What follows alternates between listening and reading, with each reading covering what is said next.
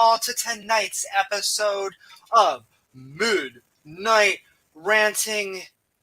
Evidence for the supernatural. Oh my, spooky. Where tonight we are sending love, so much love out there. Where tonight we are throwing an after party on the debate between Gavin and I on evidence for the supernatural. So won't you join James W. and myself, Amy Newman, for a supernaturally good time? Let's do it.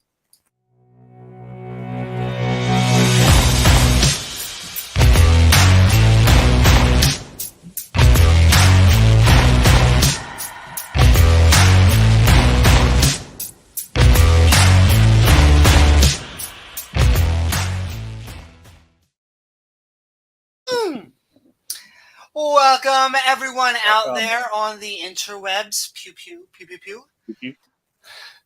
Please don't forget to like, follow, or subscribe. Because then you gain access to that bell icon, which when set to all will send you reminders. Button.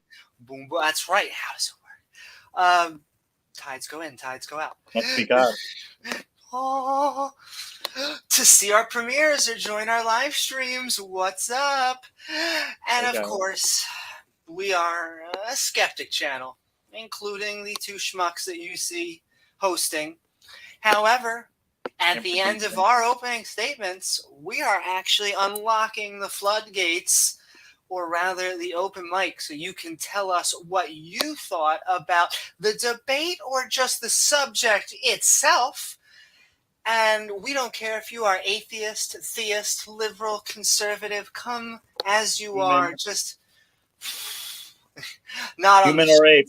I was going to say human, ape, lizard person trying to control the globe using lasers, but whatever you're into. If you're a human, you are also an ape. That's Believe true. That or not, yeah. Well, and that also is such a triggering thing, especially for the young Earth creationist. How dare you? Are you telling me my cousin's a monkey? No. Claudia, I'm sorry, but we are all primates. I always love how they look down on other primates, too, as if monkeys and other apes are so stupid. Have you seen some humans? Oh, I love everybody. But this housekeeping is, of course, sponsored by our Patreons, who can be found at patreon.com/Amy Newman, including the wonderful and fantastic Tang Gang Yo Oz from the Atheist Round Table. And you should check them out also at youtube.com/The Atheist Round Table, because we are connecting atheists, normalizing atheism. What's up, Pasta and Randolph? And just generally speaking, we kind of do it hashtag better, in my opinion, than especially the creationists who just create content. They don't know if they should attack us or someone with a denomination just slightly different than theirs. They get kind of confused. They do both. Sometimes. They do both. Why not both? Two scoops. But also sending love to Tang Gang and as we level up in the non-believer community. And, well, I don't know. It just... Does it look like a supernatural heart to you, James? Poofed out of love from God. Out of love. And they're saying your volume's a little lower than usual. Ooh. I thought so originally, but I thought it might just be me. But Smoky Bed Hair is saying. Tell you why. Oh my God! Correctly checked. I wonder how my sound was during the debate. I think I didn't have my Yeti mic plugged in. How do I? You were just using that. You sound a lot louder. Sound a lot better. That's all right. A lot better. Yeah. Your normal human voice. I'm sending love. It hangs up there, but I forget I unplug it because too many classes in cybersecurity. But I am sending lots of love And tell me, guys, I think the debate, I had a lot of fun. Tell me if you guys thought it was some good back and forth. Yeah. We'll talk about that more. Like I said, I think this is an interesting subject. Supernatural is such a big word. Can really, it's like a van, or it's like Doctor Who. It apparently is bigger on the inside. But sending love to Ian Davenport, and of course, sending love to a grumpy old cuz who makes us go bleep, bleep, bleep.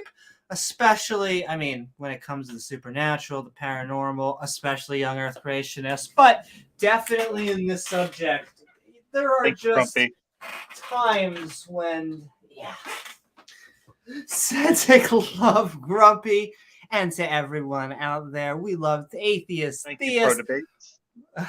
What's up, Pro Debates? And thank you so very much.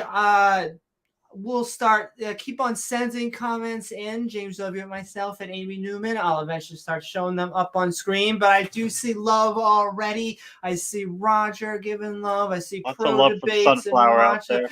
I see Sunflower. We love Sunflower. We love all of it. Like, we as much as this is the non-believer community, and I feel very much a part of that, we love the debating community, and we want to give people the time to say whatever their views are. We just give them enough rope.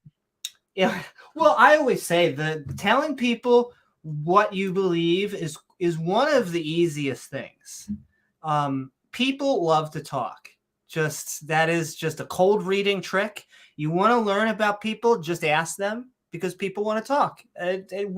We like the things that we're into by tautology of itself.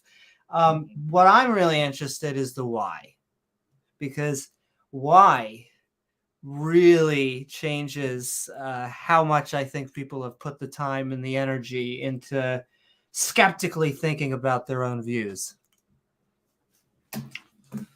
And sending love to Diana Smith,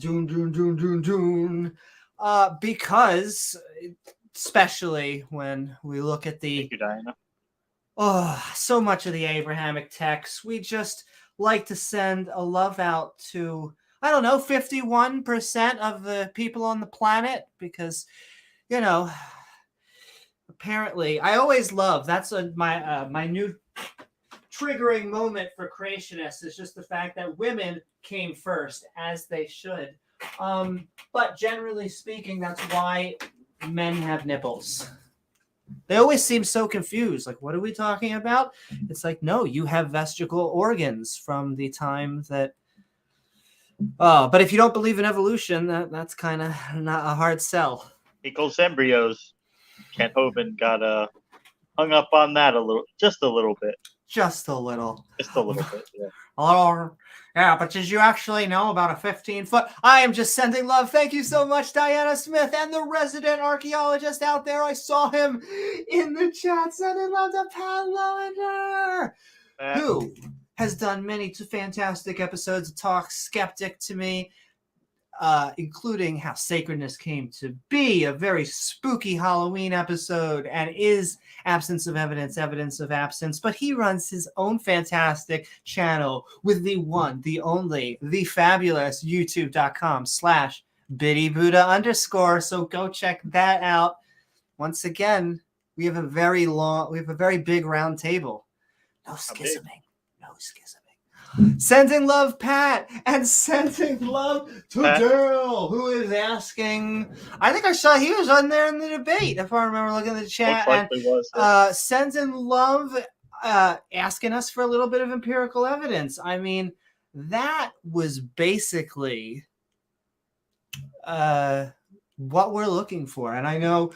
I think Gavin attempted to do that. I don't think there is good empirical evidence. I don't think he got the memo on that.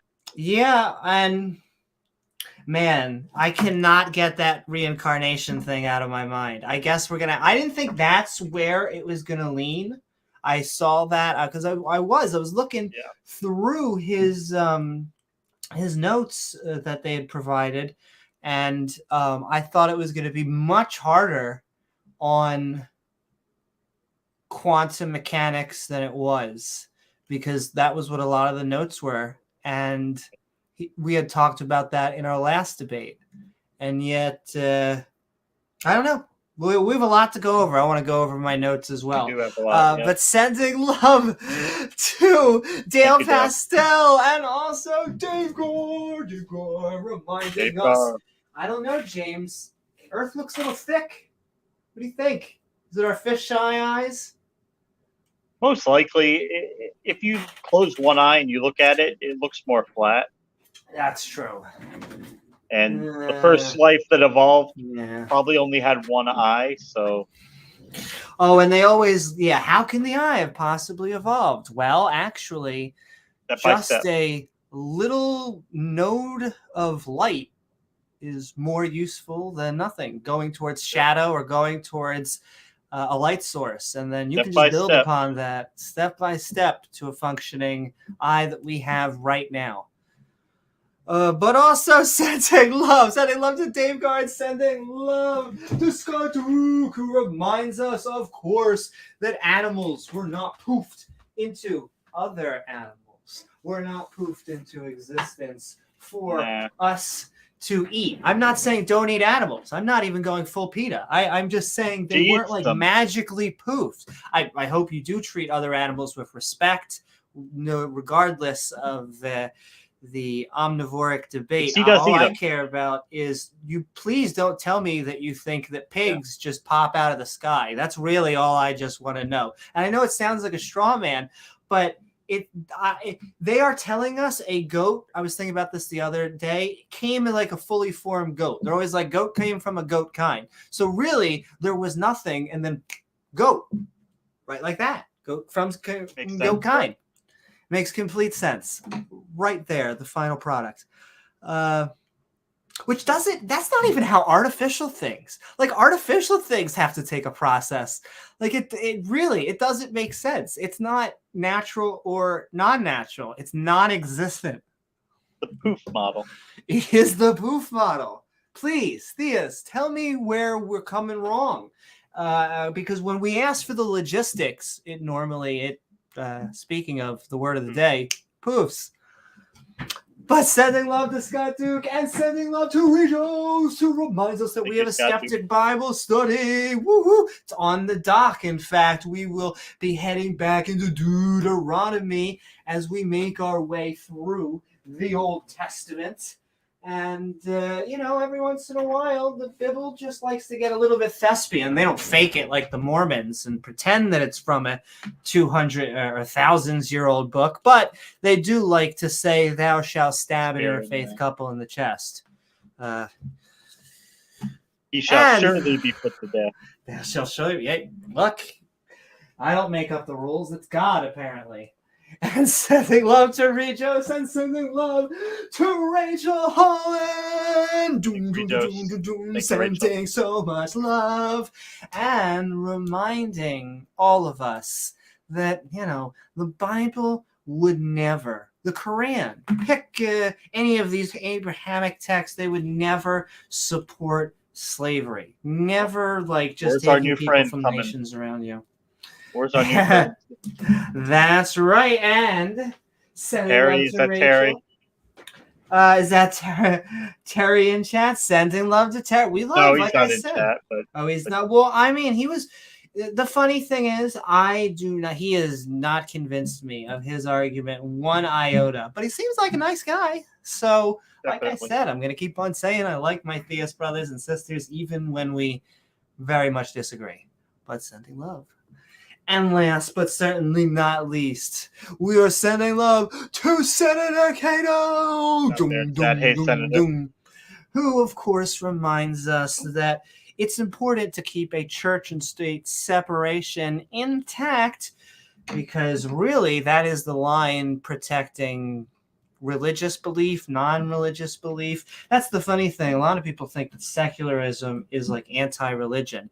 And yes, I know that our hosts may be anti-religious, but no, secular is actually a neutral position. It's trying to say, practice. If you want to practice religion, practice it. No one's you going to do stop you. you. Exactly.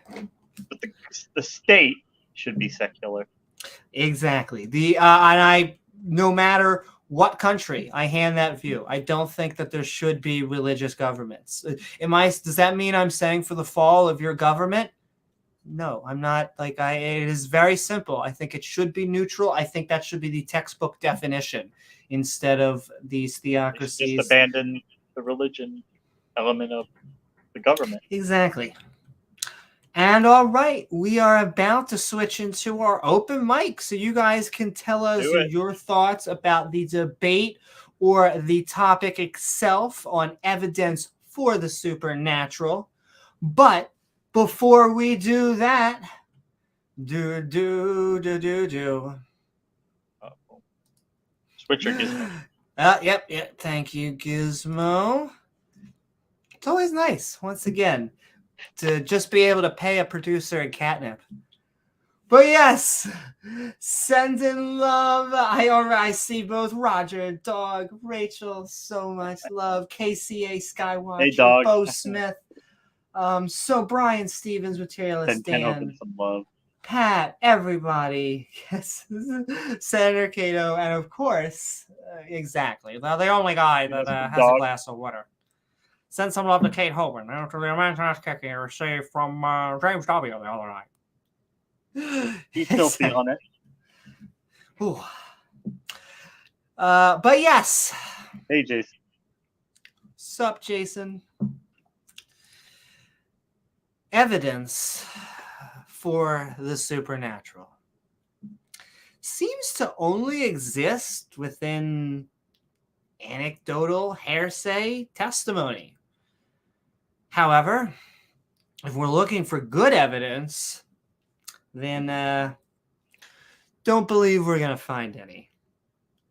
That's because the supernatural is a loosely defined term, or really anything that breaks the laws of physics.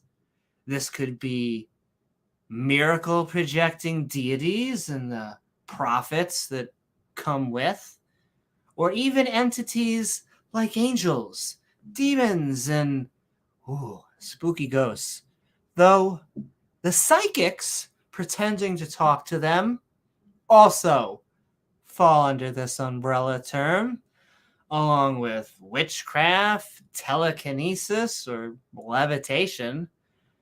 And so far, there's no good data of any of these powers being real. People don't seem to have an interaction with the dead. And the notion of an afterlife comes from religious terminology. But they're not scientific terms.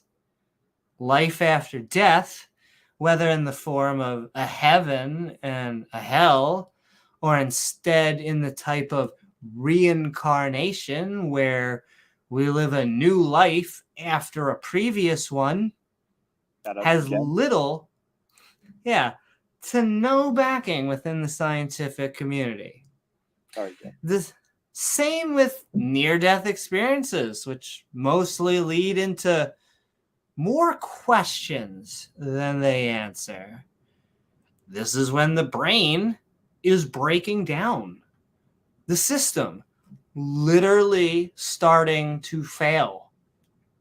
And there are more plausible, naturalistic explanations as to why these could occur. Especially then presupposing we go somewhere beyond the laws of nature. So when it comes to evidence for the supernatural, I don't find any good reason to believe. We know what the word natural means, either dealing with the physical world we call the universe, or life itself In contrast to an artificial creation, the natural versus the non-natural. But good information has yet to come forward on the supernatural. And for that reason alone, we must currently reject the idea. Thank you. And all right, James, you looking to have a supernaturally good time? What do you think? Did the topic convince you? Well, I think you did very well in the debate. I think you presented your case very well. Thank you. I was hoping for a little bit more from Gavin, but that was not meant to be, I guess. So we started the debate off. He started off by presenting the idea, maybe, for reincarnation, even though he didn't want to call it reincarnation, which reincarnation by another name is still reincarnation. But this story about a child who supposedly had memories of the Battle of Iwo Jima. And as I was saying to Amy after the debate, is it not implausible that maybe the kid was in a room playing with a TV channel, playing the History Channel, talking about the Battle of Iwo Jima, and he might have picked up a few details from that, integrated that into his play, as kids are known to do? Or is it not outside the realm of possibility that parents could have at times used their kids to get notoriety and attention for themselves? Hey, tell people this, tell people that, and you'll be rewarded in some way. And because all the information seemed to be about this battle, but did this person know who the parents were, where he went to school, any other details of this life, or do you only know what the History Channel would talk about when they were talking about a battle? I don't know. He didn't really provide enough information on that one, but far be it for to say one or two cases that are unusual do not make a very good case for an entire phenomena known as the supernatural. There are things in our reality that we don't presently have a very good understanding of, that don't fit neatly within our definitions and our concepts of the natural world. But you don't have to go back too far in time to find a time where there were a lot more things that did not fit neatly within people's definitions and concepts of the natural world. But we have slowly but surely been accumulating more information and learning more about the natural world. And these questions, these gaps in our understanding, have been steadily shrinking. Now, I don't think we'll ever close every single gap in knowledge. I don't think we'll ever have an answer to every question that could possibly be answered. That's actually an amazing thing about life, is you can never learn everything. There's always more that you can learn. There's always more that you can do. And I think to some people that makes this life in a way tragic, that you're never going to do everything you want to do. You're never going to learn everything you want to learn, go everywhere you want to go. So they just pretend that they get all that in some next life somewhere. And I guess that helps them cope with the realities of this life. But the mere fact that we don't presently have a very good understanding of things is a large leap to then go and conclude that it's something that, or that the answer lies outside of our physical reality, or that it's something supernatural, like a god, or something we can't even define. Of course, Gavin is a Christian. Christians don't believe in reincarnation, which is why Gavin refuted that. He refused to say that he thought it was reincarnation. What would a classic Christian answer for a child having information about somebody else that they could not have? They would have to say it would have to be from the demonic realm, because according to Christian theology, to be absent from the body is to be present with God. So there's no way under Christianity that somebody can die and any essence of their consciousness would go into another body or would be able to be accessed by a living human being. Therefore, the only rational answer under Christianity would be, well, child is either demon possessed or a demon is just interacting with him and is feeding him this information so that he can regurgitate it to others. And then they will think reincarnation might be true and cast doubt on Christianity. Ha ha ha ha ha ha ha. The demons are always at work trying to cause you to lose your faith. Why? I don't know. It's just what they do. I mean, they're all going to hell anyway, but they have this time to get to try to deceive people. And of course, that would be what the classic Christian idea of this would be. And we even see that in the Bible, in the Old Testament, where it talks about acts of necromancy, where then the demons are feeding people false information who think they're talking to the dead. Moving on from that, we've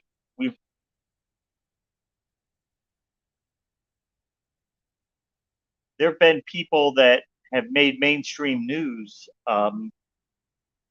claiming to be, it's not a supernatural claim, but it does tell you something about how we evaluate claims. There were, I think, 5 or 6 people claiming to be Duchess Anastasia from the Russian royal family, who was all executed in 1918 by the Bolsheviks.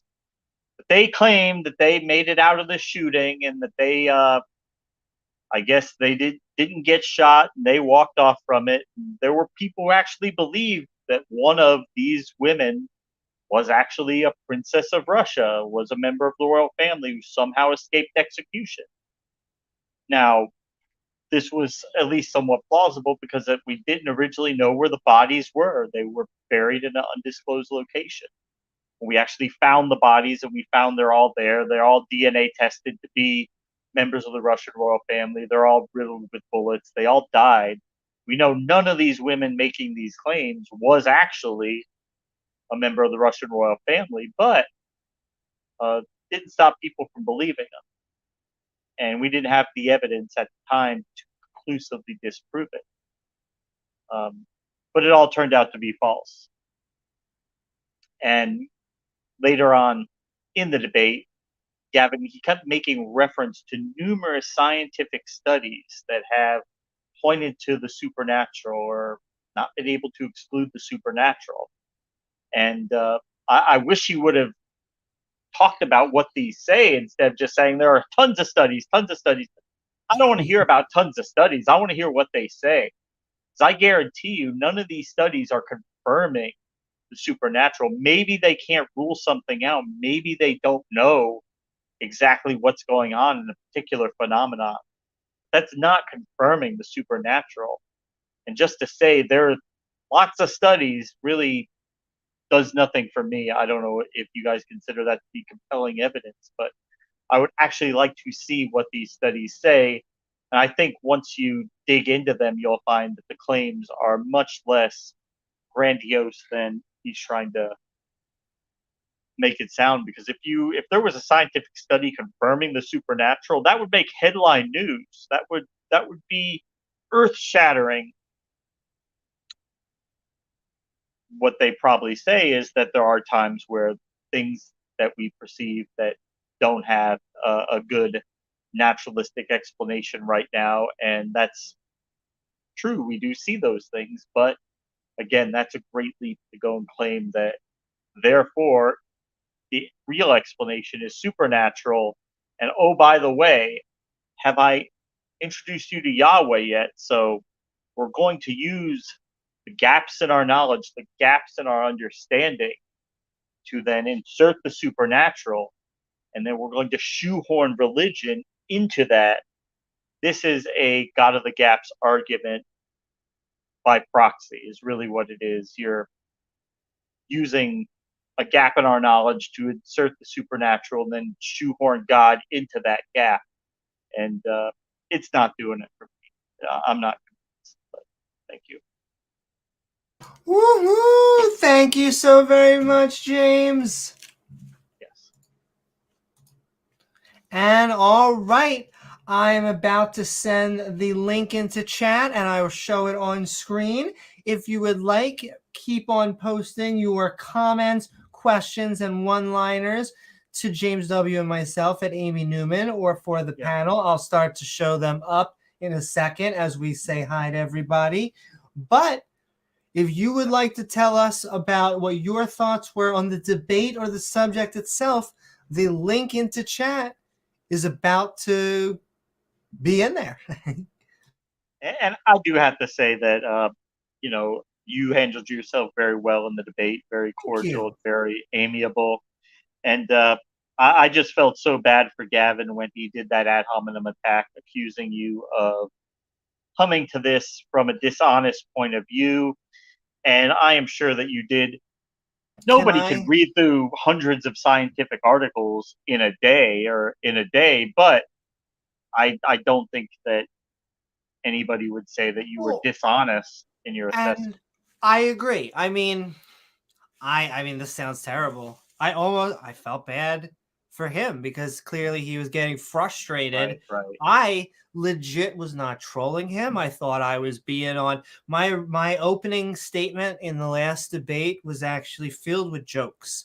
And this time I kept it more straightforward. I wanted to just give the science. I thought I to be honest with you, I based major portions, more than half, on his links, like just reading them and then me naturally reacting, to use that word, to them. And so I didn't read hundreds of papers, but hundreds of papers were not posted. It was just the papers.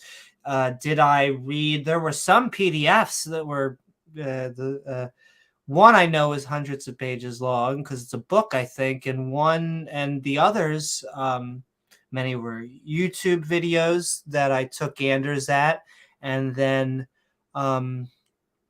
you said you looked at, you perused through them, you didn't go through every word on every page. And some of them definitely more than others. There were some that just caught my eye that I thought, like I said, I discluded some of the stuff about quantum mechanics in tonight's opening statement because he really didn't talk about that at all this time.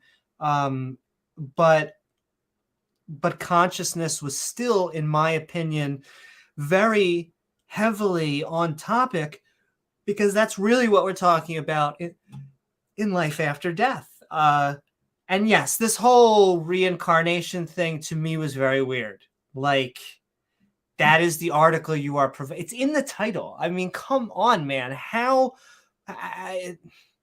It's like a proof of concept. He's like, oh, I just take it that the phenomena is real, but don't call it reincarnation. It's totally something else. Well, it's almost like take this as a data point, but don't look into it too much, what they're saying. Like, I know they're calling it reincarnation and lives from past memories, but do I believe that people actually come from different lives and are once again, not to use that word, are they transferring their memory? I don't think so. And if it was, like you were saying, what he was maybe trying to use that as a data point. Well, they're saying reincarnation, but really it's Satan. Something else. I mean, at least bring that up then. At least because that sounds so crazy to say in a debate with a skeptic. But if that's what you believe, then just tell us what you believe. And I mean, like I said, I think he was, he's trying to be a good faith interlocutor. I just don't think that the evidence does what I think he thinks it does. Doesn't provide empirical evidence to be a backing by the majority of the scientific community. Now he went hard at these kind of people witnessing things in a medical sense, and about people being under anesthesia, and as somebody who's been under anesthesia a few different times, yeah, it really does, like your senses, your passage of time. It really is a surreal experience. But you know, when you go to the drugstore to look at allergy medications, why do they have like 8 of them? Or you go to look at heartburn, why do they have like 17 different types of medication for hardware? It's because everybody's body is a little different, and Yep. something that works really good on you might not work so good for somebody else. So you might take a medication or go to your doctor and get a prescription for something, and you say, hey, this is not really helping me. And you might switch your medication to something and it works better for you. Say, well, this usually works for most people, but it didn't work for you. Can I tell you, just right off the bat, that happened to me with my epilepsy medication. I was on Tegretol, I believe. I think it's Keppra, for the first year or whatever that we were trying to figure it out. And I'm now on carbamazepine, which has put me over my level. I haven't had seizures since. And so everyone's body reacts differently. But most people, they put on Tegretol because it has less side effects. And so the science of consciousness is still not completely understood. So when you're giving somebody medication to stop their consciousness, that's not necessarily a sure thing. And there is a phenomenon known as anesthesia awareness, where some people, even though all their vitals look like they're under anesthesia, they are actually awake and aware of what's going on. And they actually feel the pain while the doctor is doing surgery on them, cutting into them, cutting bone out, doing all this stuff. And it's a agonizing, torturous procedure because they're awake for it. And they can hear, but they're not able to move because their muscles are paralyzed. That is like a real life horror story. Right. And it happens to people every year. It's like less than like 1/100% of people who are put under have that happen, but it does happen. And so is it inconceivable that people could be put under and maybe their sensation to pain is knocked out, but maybe they're still able to hear? Maybe that's able to reach into their consciousness. This is not an exact science because we don't have a complete understanding of how consciousness works. And the other thing is, I just don't get, why is that the attachment to the supernatural? Like, I think there are way better naturalistic explanations, like you were just going over, for both going under anesthesia and having experiences and near-death experiences. Near-death experiences, right, which, as I think you pointed out, they always tend to correspond with the culture of the person.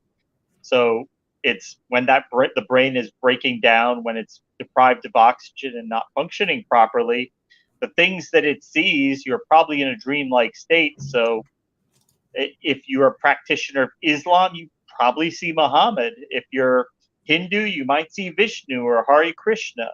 If you're a Christian, you probably see Jesus, because that's what your mind is expecting to see. And all the evidence we have is that's just how the mind works. And I've only ever heard of one time where a guy said he had a near-death experience and he was going to hell because he wasn't a Christian. And that's probably because he knew about Christianity, knew the claims that Christianity makes. He probably had a little bit of fear about that. And when he was in this dreamlike state, that's the route that his mind took. But he didn't come up with like the Nordic version of hell because he probably had no concept of the Nordic version of hell. Yeah, and I really don't understand the whole nightmares thing. I think, like, he made up, well, not made up, he gave a point that children don't make things up, which is like, do you remember what it was like being a kid? Didn't you? Unicorns, dragons, we shot fireballs at each other from sticks. I used to have a farm in my backyard in my imagination with chickens and Yeah. cows and all kinds of stuff when you're 3 or 4 years old and you go outside and you Vegetarian play. birds. Yeah. Giraffes, maybe. I don't know. But yeah, it's not malicious. They're not being evil, or it's playing. They're playing games. It's how kids explore the world, and there's nothing wrong with it. But kids do have vivid imaginations. I think that's part of the wonder and the joy of childhood, being able to Exactly. you have no worries, no obligations. You're just free to explore the world and learn. Everything is new for you, And I'm about to put the link up in chat, but I will say throughout tonight, I'm just going to be throwing in some of the notes that I took from the debate, because there were many. I'll just start out. So we have the evidence of the supernatural, which meant beyond natural and beyond vanishing at death. And death was definitely a focus tonight. Consciousness. Oh, what are you going to say? I was going to say he's using a very fuzzy definition of death, which he's talking about clinical death in the sense of the heart is stopped and there's no feasible way that they could restart it, because guess what? If your heart's not beating, you are not going to live. But there is that time where the heart might not be started on its own, but the brain still may have enough oxygen to function somewhat. And then through unknown processes, through the body and the will to live, the heart may start beating again. Maybe something that the doctors did that took a few moments to have effect, and they might have thought, okay, this person's they're not coming back, and then that heart starts beating again. Okay, they're not dead. They may have been declared dead Near because dead is not dead. All the indications to the doctors were this person, the heart is not started again. They're dying. They're dead. But near death or very near death is not actual death. I would say actual death is where a person's dead and they are not coming back no matter what. Then they are actually dead. And we didn't really even get into. We got into a little about decomposition, because I would really like to know if he thinks there is a limit, or anyone who believes in not just reincarnation but Jesus coming back from the dead. Like, what is the point of no return? Is there a point of no return? I was surprised. Not only was I surprised that he used reincarnation, what I'm most surprised is it's not only was it in the title, but it's in all of the reading. This is the thing that they're trying to prove. At least reinterpret it into your Christian worldview for me, because what he was just saying was, in my opinion, read this, accept what it says. There is a supernatural, except for what they're calling it and what they're trying to prove, which is reincarnation. It is supernatural, but everything they're saying about it is wrong. So the concept is true, but what they're saying about it's wrong, and it's really Satan in this elaborate scheme of interacting with little kids to feed them this false information so that they can tell other people, so that they might lose faith in Christianity. Ha ha ha ha ha ha ha ha ha ha ha. Yeah. It's which sent so much love. In fact, I just saw something from Dog, who says, send some love to Ken Hovind after the immense ass kicking that he received from James W. the other night. And that's right. Yeah. If you love fantastic debates, not only was I on Praise I Am That I Am's channel for this debate, but our very own James W. was up on Standing for Truth's channel with the 15-foot weeks ago. Kent Hovind. Week and a half ago. And then we got to see some of Kent's whale porn in our last open mic. My. We talked about that. Where is well, I mean, there are many favorite moments, but I would have to say you getting him to say the words 15-foot whale and just... Oh, thank you, Bubble. And him going after you for divorce and you kind of just shoving that ball right back into his face. Yeah, he tucked tail and ran away on that one. Yeah, it cleared his throat. Let's just say that.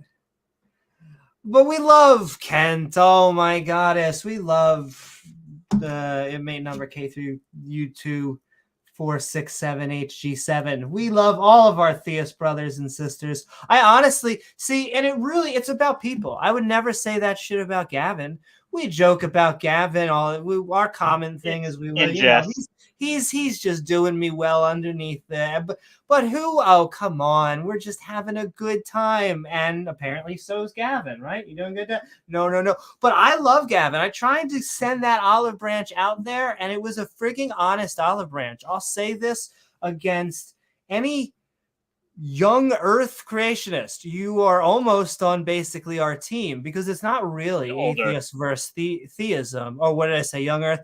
Any old earth creationist, you are basically on our team in that team science. We could debate about religion, because I don't think there's any good evidence, and I don't think you're being skeptical on that view. But sometimes you're a little bit too charitable to the old earthers. Because I will say,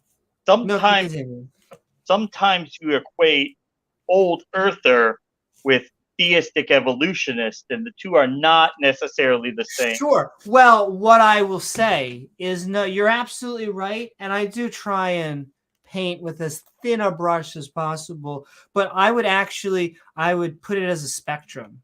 And so if you believe that the world is round, you're closer to my team. If you believe that the world is old, you're closer to my team. If you believe that the diversity of life on the world came from evolution, you're closer to our team. Team skeptic, team science, team, I think as you say, team rational, team reality. Reality, yeah. Because there are old earthers who will say, no, the only thing I'm disagreeing with the young earthers on is the age of the earth. That's it. God created the earth. It sat here for billions of years doing nothing. And then 6,000 years ago, God came along and poofed all the animals and everything started. That not all old earthers take that exact belief system. There are some who are closer to theistic evolution, but there are some who, the only thing they give up ground on is the age of the earth. That's it. And I am sending the link, because I'll put it back in there, because we'll keep on going through notes. I think James and I could probably talk about this topic all night. Exactly. But we want you to tell us what you thought about the debate, or either the topic itself. I'm going to try and get there we go. But we'll let you have your own intro or opening statement, as well as get in for some open conversation. I'll keep on going through my notes, as well as showing people's comments up there.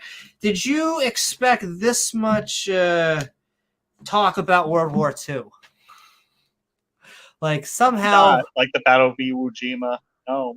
And I think it's because he spent his entire opening statement, the entire thing, on this one point about this one child supposedly having these memories from another life. And he didn't even really get to finish exploring that one point. And I just felt like he could have presented more. I mean, I don't know. Yeah, really, it was a silly hill to die on, in my opinion. Yeah. Maybe something, just go on to other things. Especially if you're going to be talking about just one child with this memories. So yeah, And World your War II. explanation was totally more legit. Like I didn't even think about it in the moment, but it could. You're telling us the kid didn't hear the History Channel? That's not as probable as, and he just forgot that he heard it. He just heard it while he was playing a video game in the other room. I don't know, like the guy crashed in a plane.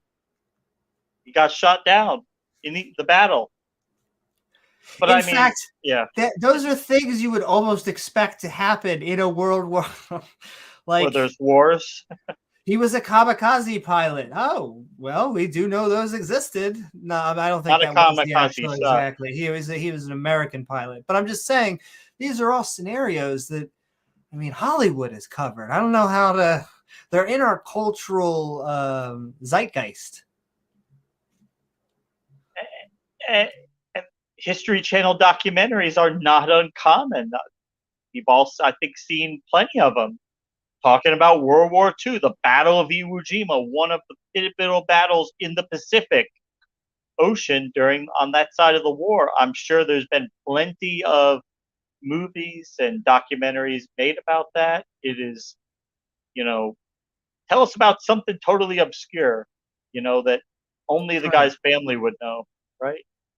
Something, just make up a typical Hollywood, like give us the lost city of Atlantis. Give us something, give us a new particle. Give us something that we can. And it was actually considered to be, so not, this doesn't happen in modern exorcism so much, but if you go back outside the modern era, it was always considered to be very dangerous if you were a priest going to perform an exorcism, because if you didn't have your house in order, that demon who was possessing this person would know things about your life and he would spew those out. So if you were a priest and you had been having illicit relations with somebody, breaking your vow of chastity, the demon was likely to bring that up and say, oh, by the way, he's been in a relationship with this woman or this guy. And that was something that came up, which, for one, the person could know this priest for a fact and know that they're doing that, or it could just be an idle accusation like that a mentally ill person is spewing out. We don't know necessarily that it's true. But hidden information, hidden knowledge, it's always been a claim that people have used to substantiate demons and the supernatural. Hidden knowledge, people knowing things they couldn't know. And all right, we're going to just, I think, show up another comment or two, but I see Sunflower is about to join us. We are going to have some fun. We're going to be midnight ranting on evidence for the supernatural. Woohoo. And now I see Jason as well, so we'll be going into the open conversation. I saw one or two more comments. Sent in love. What is up, Sergey? What is up, Brainbug? Dale, Assembly and God. That, I think his comments were who I wanted to show. Basically was asking why Gavin didn't answer his questions. If I'm being honest, I think he was getting a little pissed. I love him. I thought I was answering. Not only did I think I was answering honestly, I wasn't even going into like super hardcore, like I don't think I do troll with like Darth Dawkins and everything, but sometimes you get a little bit, spicy. I wasn't trying to get spicy, but I think that may have been gone for the jugular a couple times. Yeah, James playing. You charitably let him squirm away and maintain some semblance of dignity, but because I thought at a certain point it would have been like, how long do we need to piling on this just thing about reincarnation? Then so I was just like, you know what? Let's go on to consciousness. But it was a good debate, I thought. Sent in love. James Wolf says, oh, that I'm just glad that you're here. The link to description, if you'd like to see the debate, I'm sending love down there. You can see. Send love to Praise I Am That I Am for having the debate. I almost have to do like a counter shout out just because it triggered apparently Darth Dawkins that Praise I Am That I Am was having you on, yeah, platforming me. And so that means I like no matter what the debate is, I just want to shout out to Praise and Gavin because that makes me piss off your closest presuppositionalist today, folks. What about a shout out to Darth Dawkins?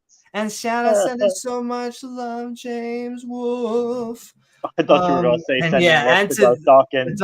Yo, I don't hate Darth Dawkins. I actually, speaking of people I feel sad for, what a guy. It must suck to think you're the smartest guy in the room and to have not only no one like you, but to basically be kicked out of the theist inner circles just because you come off as a douche. But I'm sending love. You are a douche. Come on, come all.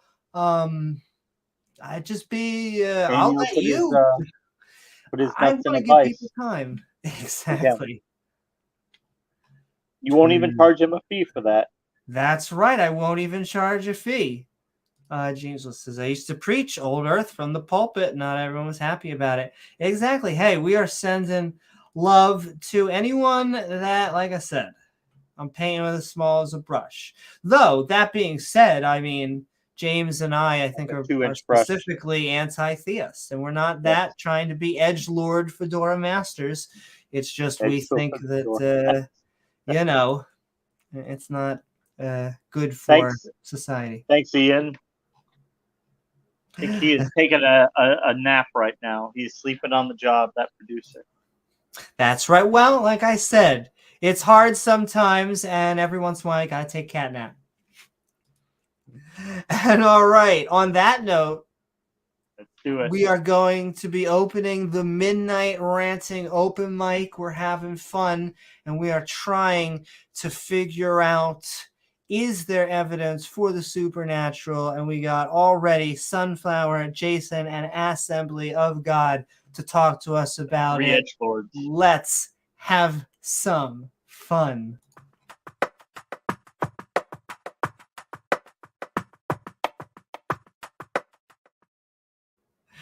Woohoo! What is up, Sunflower? Thank you for joining us. Lovely to have Thea starting us off. And we are Midnight Ranting on Is There Evidence for the Supernatural? What are your thoughts about the debate or the topic itself? Thank you so much, Amy. Thank you, James. I would like to make a special request. Feel free to shoot it down if you don't feel comfortable, but would I be allowed to play, and I promise this is a totally original song that I wrote. And okay, I was about to say, as long as it doesn't break the TOS God. You have my word. There's no TOS violation. This is an original song, and it's only the intro. It's only around 35 seconds. So not only is it original, it won't drag on, and I can, from the bottom of my heart, promise you, this is not going to break any violation. This is an original song. And this is, I was going to say this is not trolling, but I'm open-minded. This is not trolling. This is not trolling, and I swear I would never randomly just try to I'm gonna. All right. Yeah. Well, then my next question is sure. Are you bringing it up on screen? I'm just gonna play it. I just have it. I have the guitar in my hand. Oh, okay. Well, that sounds good. Then, Sunflower, the floor is all yours. All right, really. So this is not the full song, but I'm just working on it. So it goes like this.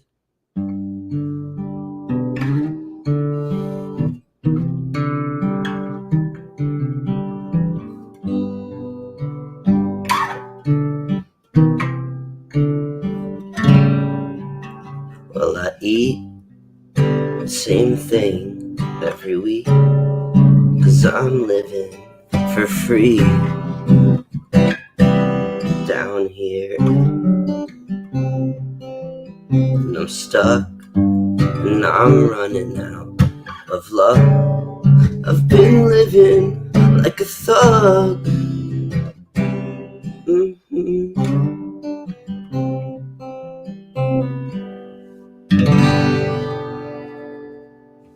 That's all I got. Thanks for listening. Woo-hoo! thank you so very much, Sunflower. I liked it. Thank you. And all right. That's That sounds fantastic. Thank you, Sunflower, for joining us. Stay around if you'd like to go into the open conversation. I would. I do want to go into it. That was just my whole intro. Hey, sounds good to me. Thank you for joining us. And now we got Jason and Assembly of God on deck. And so, Jason, what is up? Thank you for joining us tonight on this episode of Midnight Ranting, Evidence for the Supernatural. Hope you're doing well. And what are your thoughts about the debate or the topic? Yeah, can you guys hear me? Why, yes, we can. Okay, great. Yeah, I didn't catch the debate. I'm really sorry. But I do find the topic interesting. And just, I think I've expressed myself before on this particular topic, but just once again, I'm a naturalist. So I obviously think that all processes that we see in the world, in the universe, have naturalistic explanations. Naturalism is the best method that we have for understanding our world. That supernaturalism is just an attempt to explain things that we can't explain. And I typically don't attribute things that I can't explain as supernatural. I just attribute them as things that we just can't explain.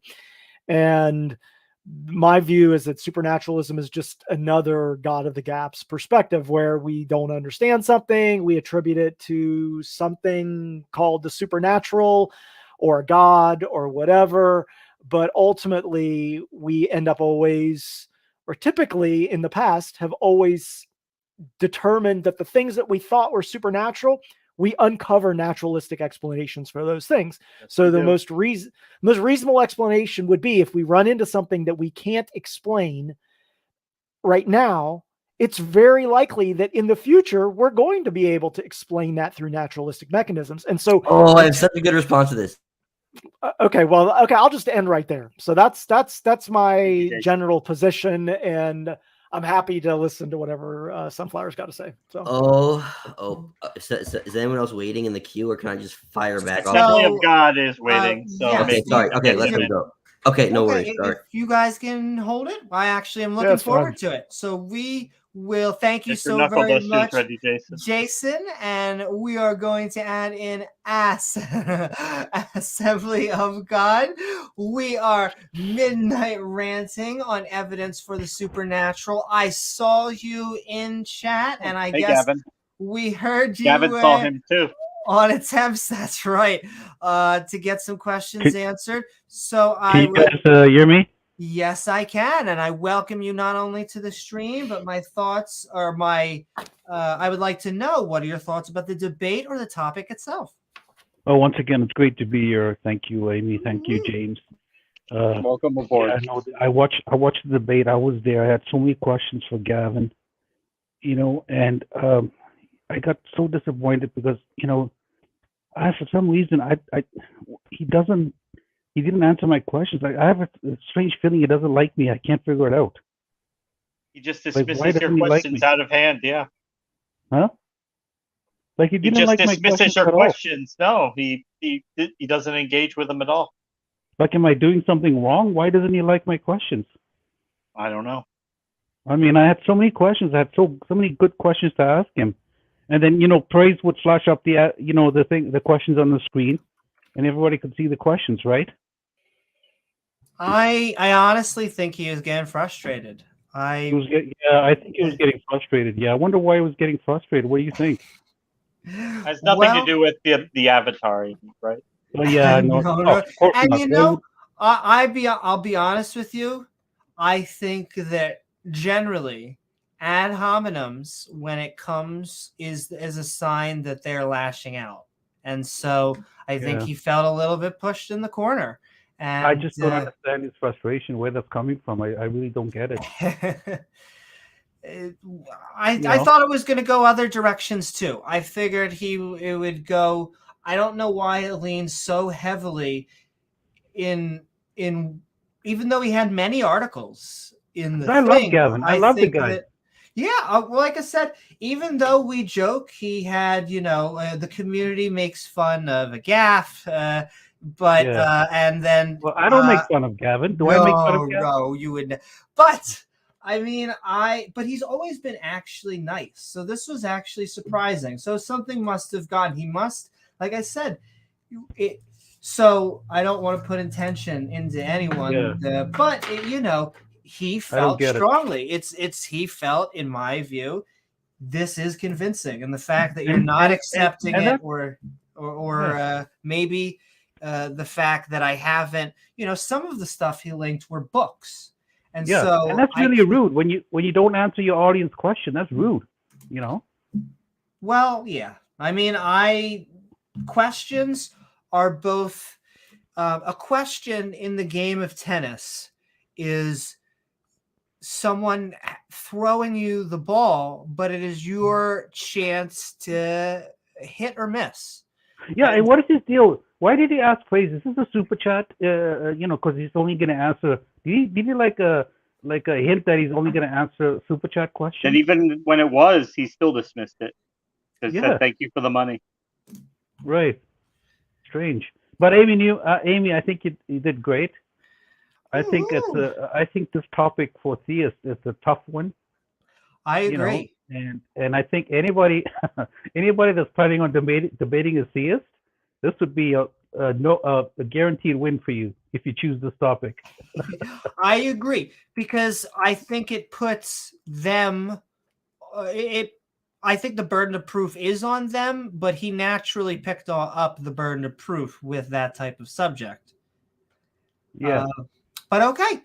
Sending love to everyone out there. And we are about to go into open discussion. I'm going to send it up there one more time on screen, but it is pinned in chat, so it's going to stay there.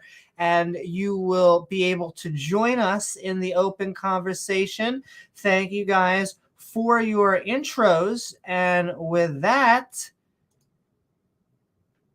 we are going into some lovely open discussion. In fact, I'm going to hand it back over to Jason. Jason, can you actually make your last point so that we can have Sunflower's response? Okay, sounds good. Oh, I do want to stream though, so it's all good. Sorry, I was muted. I was trying to mute, like you were saying. No, absolutely. We appreciate it. I don't know if I have an additional comment other than just to reinforce what I was saying, which is that I just don't think that we have a methodology for explaining supernatural events. We do have a methodology to explain naturalistic systems that are extremely well tested. And until such time as we have any evidence that suggests that there are things other than naturalistic systems, I think it's reasonable to think that naturalistic explanations best explain our world. And I'm happy to entertain what Sunflower has to say, or if he has a position on this.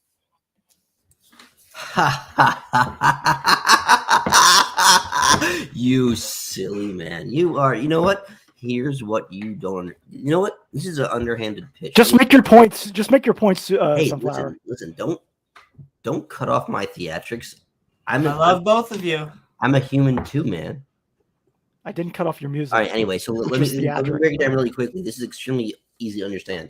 You can break everything down to laws of thermodynamics. You can break everything down to like intermolecular forces, weak force, strong force, you can break everything down. Okay, and you can say every single time, every single invocation, every time people or societies invoked God to explain whether it was lightning, whether it was a good crop season, whether it was death, whether it was birth, whether anything, you could say, oh, well, we understood the sort of thermodynamic preceding environment that led this. So yes, you can literally easily dismiss every single invocation of a supernatural event in terms of something we observe. Like, that's fine. However, you obviously can't do this with the sort of cliched something from nothing, infinite regress problem. So that's the only relevant question, in my opinion, in terms of invoking supernatural. I will readily say every single invocation of God to sort of say God did the lightning, God did the good crop season, so on and so forth. Fine, those are all wrong. That was fault. However, you are every single person on Earth is stuck with a problem they cannot reconcile, and that is either eternal matter or something from nothing. And I frankly, I really am a little bit off-put by the fact that some people will say, well, Lawrence Krauss explains it. You go read his book. It's like, no, you have to explain it to me how you understand it, or else you don't understand it. And there's an inherent paradox in the fact that anything exists at all. And so that's the hurdle I'm trying to sort of, invoke the supernatural or God to overcome. And everything else I will concede is a erroneous invocation of God. But yeah, that's kind of my response to that. Why can't I just say it's unexplained? Because then God's just as good of an explanation. Well, wait a second. To say something is unexplained doesn't provide any evidence at all for God being the cause of that. It's just unexplained. Oh, I have a great answer to that. So, well, you didn't have a great answer for the previous. Okay, hold on. Love to hear the great answer for this. Well, yeah, because you didn't say. I didn't have a great answer because you didn't say. What if I just say it's unexplained? You just opened. Well, you just said that. So how would I have had an answer to that? You just presented it, right? You said you had a great response to my initial statement. I'm just. And in your original statement, didn't say what if it's just unexplained. I did say that. I was like, there are many times in science. Absolutely. No, listen. Hold on. You said we've explained everything else. Why couldn't we explain this too? No, I'm saying that science has oftentimes had situations where we have something which is unexplained. This is categorically different. This is categorically different. How is this different? Because it betrays all laws of thermodynamics and physics. How do you know that there's not something that we don't understand around physics? We haven't explained. You're not winning.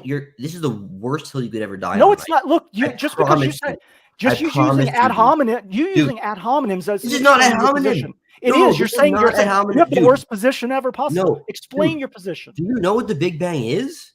Yes. The scientific consensus is that when you go down to Planck time, you actually just don't. Everything breaks down. We don't know what happens before the singularity. Yeah. So my whole point is we don't know. We established laws that explain everything in the observable universe except that little blank of the unexplainable. Yeah. That's my whole response to your question. So your response is categorically different. It's categorically different. Your response is the scientific consensus is we don't know. Dude, correct? This is ridiculous. Answer my question. No, it's not. It's not. That's facile. That's facile, and I'll explain to you why. Okay, so the answer is either yes or no. No, that's ridiculous. That's the most facile. No, that's facile. If you can't answer the question, I understand. I'll explain to you why that's facile. Listen to me. Well, no, I'm asking you to answer the question. If you can't answer the question, I will answer the question. Just calm down. Okay. Go ahead. There are previously unanswered questions in science and math and physics, right? Go back, look this up. The Fields Medal, look this up. There was stuff that we just couldn't figure out. However, they were still within the confines of the laws of thermodynamics. Stop. There's stuff. There's a million problems I could bring up that were considered unsolvable or mysterious or hard to figure out. They still. But you don't get to throw your God in there. Wait. They still. You don't get to throw your God in there. I'm sorry. You don't. Stop. They still existed within the confines of the laws of thermodynamics. As in, yes, we couldn't parse out the equations. We couldn't account for all the variables, and it was considered unknown. However, it was. The answer, when it was solved, was within the realm of, it was completely consistent with laws of thermodynamics. What you're not realizing is that there's a categorical difference with either what happens in the Planck time or before the Big Bang. This is now categorically a different question for science to answer than an observable phenomenon that happens way after the Big Bang that is now just how do we arrange the variables to account for it. There's a very important distinction of we observe something, we can't explain it, and this thermodynamically, as we understand it, would be impossible. So I don't understand what you're trying to say. I really don't understand what you're trying to say. Sunflower, you spoke a lot. Just don't conflate it. Fine, just don't conflate it. Go ahead. Look, All right, Go ahead, you're Jason. okay. So you're making a position that science has these theories, and that those theories are locked in stone. Like, and don't interrupt me. Like, as an example, you were saying how certain things with thermodynamics can't ever possibly change, but we know for a fact that people propose theories that what we think is locked in stone, and then suddenly new theories are developed that determine that those theories that were initially developed are not locked in stone, like Newtonian physics. Like what happened with Newtonian physics, and then when Einstein came up with his theories, we discovered that what we thought was locked in stone actually wasn't. And that's an example of science acknowledging that what we thought was actually correct wasn't correct. And we're constantly course correcting ourselves. So to say science thinks X, Y, and Z, and it's locked into the current paradigm of physics, is ignoring the fact that science, this is what science does. Science doesn't cherry pick. Science says, this is our current understanding, but we're open to the fact that we may not understand the full complexities of our universe, and that we're willing to consider alternative perspectives. And for you to say, that's exactly, you're essentially saying. No, I'm so sorry, man. You're missing. Is that not correct? I'm not saying. Can I talk? Sunflower seems to say that he has all. He seems to say that he has all the answers. Is that what you're saying? I don't have all the answers. Listen. Yeah, that's what you're trying to say. Wrong. Science could prove me wrong. Science could prove me wrong. I'm not saying the only answer is supernatural. However, this current science proved you wrong multiple times. The current scientific consensus is overwhelmingly towards a Big Bang with a Planck time, in which the observable phenomena that came out of the Big Bang after the Planck time is consistent with the laws of thermodynamics. Okay. That is my point.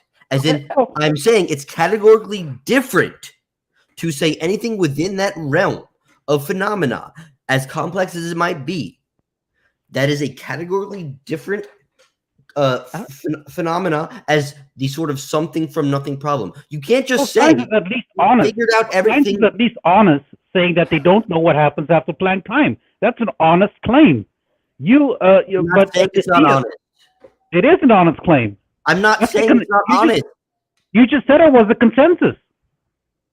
Right? Yes, I'm agreeing. What are you disagreeing about? It's an honest claim, and that's where we should stop the conversation. Beyond Planck time, we don't know. But you claim to know what happens. Wait a second. That's my point. That's my point. Know what happens. You're proving my point. What happens. So what's your point? You're proving my point. You're proving my point. You're proving my point. Stop ranting. Make your point. Make your point. It becomes categorically different at that point. Well, but he's saying that. What are you talking about? Calm down. Whoa. Listen. Do you think you're owning this conversation? We haven't reconciled quantum physics with classical physics, so the science of the very small, we don't know how that interacts, so we don't understand the singularity. Okay, so if I throw a ball and it goes farther than I thought it was physically possible for it to go, is that a similar question than how did matter come into existence in the first place from nothing? You can't fucking be serious. You guys are cooked. You're a cooked man. Wait a second. Just saying you're cooked or laughing like hysterically isn't actually making your point. So it is. It's actually winning the argument. So let me get this right. So you laughing, correct, and laughing hysterically and saying your own makes your correct. Okay. Yes, that's a fascinating scientific approach. Fact of nature. That's a science. That's a fascinating. It's a natural fact. I've never heard that except like in second grade. You got a lot of growing up to do. I have a better one. You got a lot of growing up to do, Mr. Ex-Stoner. Okay. I want to hear what. Come on, son. Nice. I want to hear what Sunflower. I want to hear what Sunflower has to say about reality and all that. What does he think about what happened before Planck time? What happened before that? Do you know? Oh no! All I'm saying is it's categorically different than the observable phenomena that we're dealing with. Okay, fair enough. That's you just conceded my entire point. That's not. Well, first of all, we don't know. We don't. No, know. You can't backpedal that quick. You just back. I've never seen a faster. You can't say fair enough and then say, well, we don't know. No, Well, let him finish his explanation. is it categorically different or not? I'm fine with correcting myself. I'm fine with that. I don't have a problem doing that. Thank you. I appreciate that. I don't have a problem with saying, look, I may have said something, but actually, really, we just don't know at what occurred before that moment in time. But that's the key to my whole point, is that there are things that science doesn't know, but listen. You're not hearing me. You're not hearing me then. Well, you're not hearing me. I'm not finished with my statement. I promise you, you're not hearing me, man. Well, I'm just making a point myself. I'm not saying anything about your point. I'm making my own point. Okay. My own point is that there are things in our universe that we don't know. And that the fact that we don't understand how certain things occur is not evidence for a God.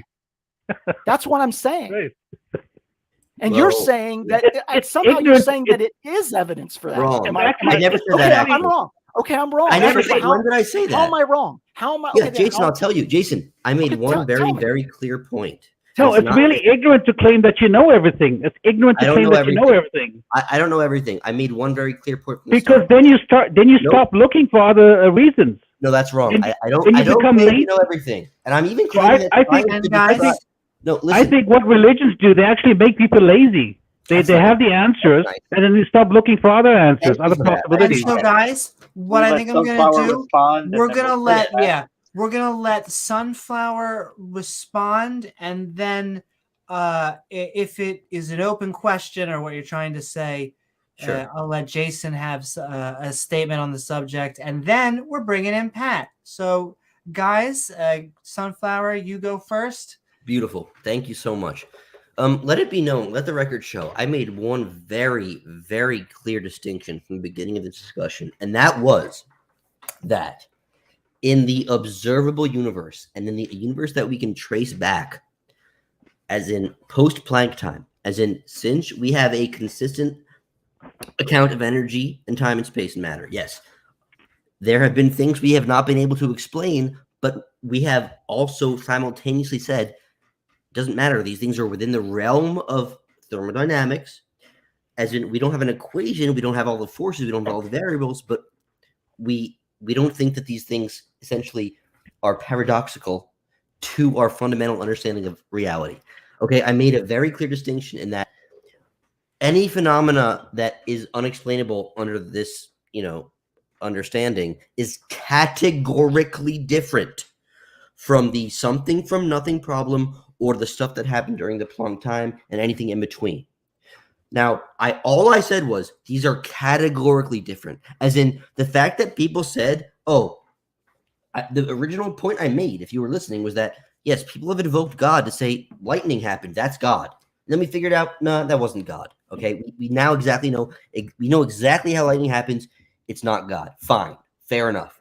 We've been doing this. We've been increasing our understanding to dispel every invocation of supernatural for natural phenomena that we observe.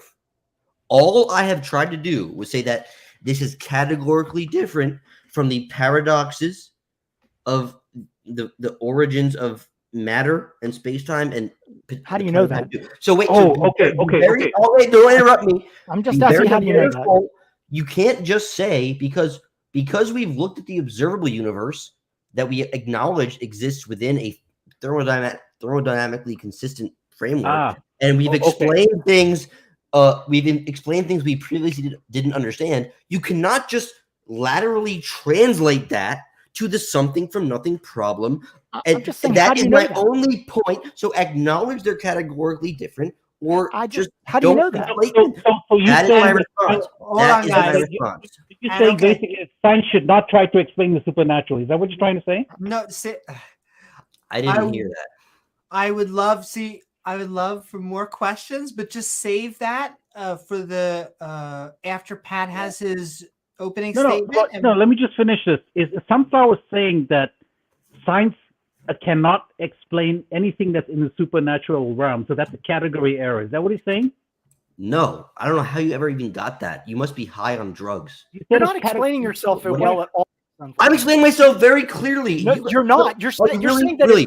So guys, what do you you're think? saying- Guys, we're gonna get Pat on. We're gonna get Pat Do on. you think thing is, this Exactly what I heard you say. Guys, Tamara. guys, Exactly what I heard guys. you if say. you're going to I'm gonna discredit mute my everyone in a second. You are Because the problem is, All right, is you guys asking are a muted. I'm question sorry. always implies, or almost always implies, that someone has is going to have a response. So it's not just someone's response. Asking a question actually means now two people have to have a response, and that generally it just keeps on going back and forth. We love the back and forth. I just want to get Pat, and then it looks like Bubble just joined us backstage. I do like the conversation, actually, guys. So I want to thank you. We're actually midnight ranting. This is what we are here for. We're actually looking for evidence of the supernatural, and I will say we can't help it. The skeptics, we like asking a little bit of questions for Socratic method. In fact, I think Pat may actually have questions for us. So we are going to bring him on as we are midnight ranting on evidence for the supernatural. Pat Lowinger, the resident archaeologist of the channel. Stop it. What is sending so much love. Hope you are doing well. What are your thoughts about the debate or the subject itself? Well, so how you doing? yeah. I think in everything in life, not knowing and being willing to admit a lack of knowledge or even a lack of certitude on something is fundamental for keeping a proper framework and worldview that's consistent with the information and the reality we have on hand. There's many people discuss, like, how do we know things, and how do different people in different methodological frameworks, how we approach the interpretation of the world, how do we do that? We've all heard about the, if there was a cat in a dark room, black cat in a dark room, each person will look at it differently. The atheist or the skeptic or the scientist will use a flashlight and realize that there's limitations. And then possibly the theist would just assert there's a black cat, even if there isn't one there, regardless of there being any proof to the contrary. I do think that answers have, questions sometimes have answers. All questions have answers, but whether or not our ability to get those answers is really the fundamental question to our approach. But if I were to ask everybody right now that's currently sitting here, I'm currently picked a number between 1 and 100. And what is that number? But understand that for your answer now has a significant moral, physical, financial, whatever type of ramification to it. How many of you are willing to bet on one guess being correct? If it's your home, livelihood, maybe even the life of a loved one. Like if you have to choose between getting 100 integers correctly and choosing the one that I currently have written down on a piece of paper, or how many of you would just double down on I don't know and gracefully bow out rather than betting everything on it, right? I don't know. And I think that's the skeptical and scientific worldview. When we don't know, we bow out. Now, the only thing offering certitude in many issues are either ignorance and or dogmatic belief systems. That certitude is problematic because it constructs mores and opinions of itself that aren't necessarily based on the best evidence and facts, and it leaves a lot to chance just based off cultural assertions to that effect. So that's it. That's all I want to say. I'm going to enjoy the conversation. Jason's here doing Jason stuff, and everybody's doing what they're doing. Thanks for having me on, and I'll meld back into the background. Thank you so very much for joining us, Pat. And all right, let's bring in someone who may disagree with us. Speaking about probability. Did anyone else know what Pat was trying to say, though? Like, what was he getting at with that? I'm just curious. That it's good to be skeptical and say that if you have questions around a particular topic, it's okay to say that we don't know. I agree. Wait, I agree with that. Great. I never disagree with that. You can still draw categorical distinctions between things you don't know. But okay. And with What's with the? I don't understand what the laughing. I'm just sending He's love obviously to, very animated right now. love to everyone out here. We're going to add another theist. Hey, Sunflower, are you on fentanyl or something? Am I on what? Are you high on oxycodone or something? I've never heard of that. If I Google it and then start using it, is it your fault? Yeah. Okay, I've never heard of the substance you just named. Podcast, ladies. But and now I'm gentlemen. Don't play dumb with me. Don't play dumb with me. You've heard of sparked my oxycodone. intrigue. You sparked my intrigue. I might look into that. Whatever you just said, I heard oxycodone and Ladies fentanyl. and gentlemen, we're about to be Breaking Bad. But I hope actually, if I get hooked on it, it's this guy's fault. We have a We are. record for it now. Midnight Ranting. Sunflower, you're a joke, man. Oh, look, listen, ladies and gentlemen, the intellectual battle has begun. I want to thank. We now have two theists. I am happy to have you here, Bubble. I saw you out there in chat. Always lovely to have you join us. We are Midnight Ranting on Is There Evidence for the Supernatural? What are your thoughts? I wasn't able to catch that debate. I think I was sleeping. I get home real tired. But I will. On a good day, it's 1/3 of that day. Yeah, but I'll watch it when I get free time. Oh, man. But I really came here for the Sunflower. Yeah, Sunflower got you both. You cannot hear. Here's why. It's very simple to understand. When you guys are appealing to nature, naturalism, you're appealing to the laws of physics. But you cannot use the laws of physics in a time before the laws of physics. So you can no longer appeal to the natural. You have to appeal to the supernatural. So and he got you good. Just take the L and come up with But we haven't discovered all the laws of physics yet. No, they do not exist prior. How do you know that? That's the claim. How do I know that? Oh my God, you serious? Are you okay? saying So you know what I'm saying? Saying, physics? "Are you serious?" is not a response to the question. The laws of physics do not exist. How do you know that, dude? Wearing a green shirt and glasses is not a response to the question either. What are you doing? You're not even answering. Laughing hysterically does not win your position. We just discovered the Higgs boson a couple years ago. What are you talking about? No, they are finite, just like the universe is finite. How do you know? How do you know exactly? They think it's finite. How do you know what they are finite? What laws? How do you know what laws are functioning before this singularity? How do you know that? Like, did you read that in a paper somewhere? There's a law imposer. How do you know that? So this is what you don't know that. This is why. I know. It's okay to say you don't know. I know what lies beyond. The Christians don't. Okay. Oh my God, are you serious? How did you come to that conclusion? Dude, you're embarrassing yourself, green shirt. St. Patrick's Day is over. It's actually a blue shirt. It's been like 15 days. Maybe you're colorblind. Okay. It's time to move on, man. Maybe you're colorblind. Jason, how come you don't have a job? It's a bit of an aqua thing. Jason, why can't you get a job? Honestly, how come I do have a job? No, you don't. No, you don't. How do you know I don't have a job? Because my intuition is fucking impeccable. That's how I know. Oh, so it's your intuition. I've never seen a more jobless guy in my life than you, dude. I will say, so guys. wait a minute. Okay. Wait a minute. I promise you, dude. Is that the same impeccable sense? Amy, I think we have a dumpster fire. I will give Amy LG because a neutral Jason, it's time to get married, Jason. Jason, it's time to get married, Jason. Start Guys, a family. I'm serious, dude. No. Jason, start a family. It just goes down. Sunflower's a fucking idiot. You're just going to ad hominem, man. You make yourself look. He got you both. He got you both. Oh my God, you good.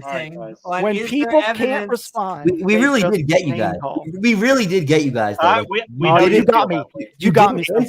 You didn't answer the categorical difference question. Like you got me. You guys just floundered. I can answer it if you want me to. I've been waiting all night, dude. The stage is yours.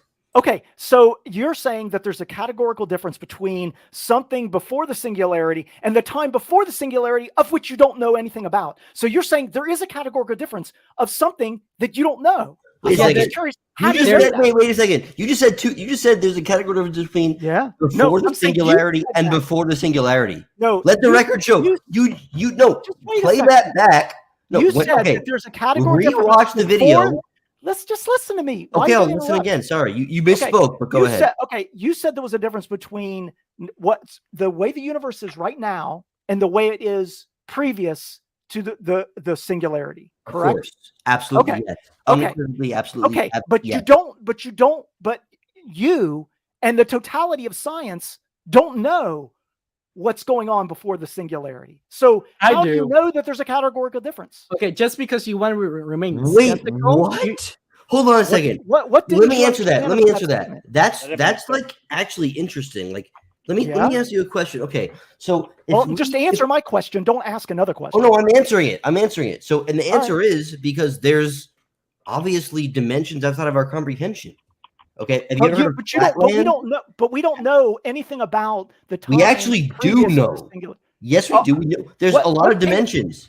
Provide No, me a look. paper that shows that. But we know there's more than 3 or 4 How do you know dimensions. that? No, how do you know What that? are you saying?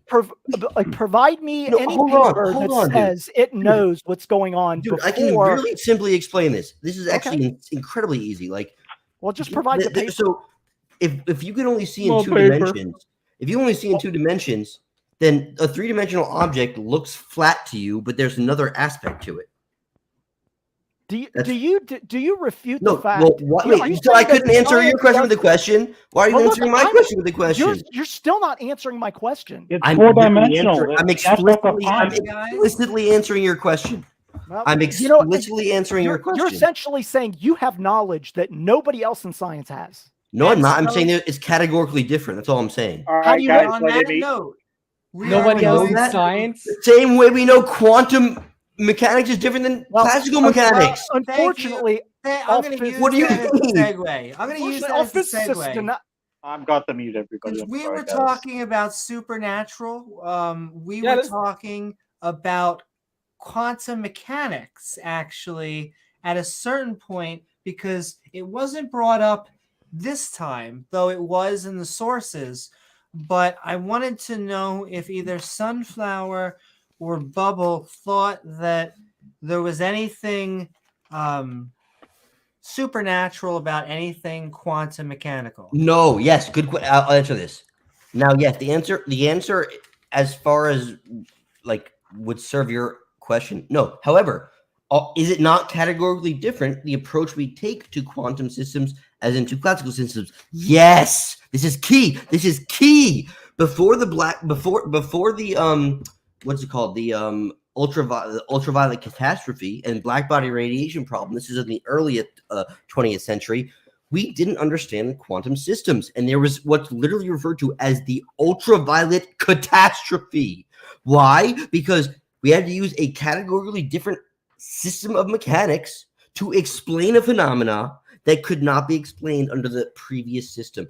This is exactly what I'm talking about. So, no, I've said this every time. You do not have to invoke the supernatural. However, you do have to make a distinction that it's categorically different. And yes, no one in physics will tell you that there is not a categorical distinction between quantum systems and, sort of like macro scale classical systems. This is understood. This is known. This is categorically different. And it's understood and it's known. You don't even have to invoke the supernatural. What I'm doing is now making a larger distinction between the observable universe post-Planck time and whatever happened during Planck time, during the singularity, or before the singularity. This is easy to concede. It's a categorical difference. You don't have to invoke the supernatural, but you do have to concede that there's a categorical difference. Thank you very much, ladies and gentlemen. That is Sunflower's absolute Falcon Punch. Thank Real you simple. so much, Sunflower. And I will let a skeptic, one if they want to do, and it has to be a comment, not a question. And then we are going to get Beamsy in. Actually, I only came to say that I'm gonna hop off. I'm not here for the steak. All right. Good see ya. night, Bubble. Thank you. Good night, Bubble.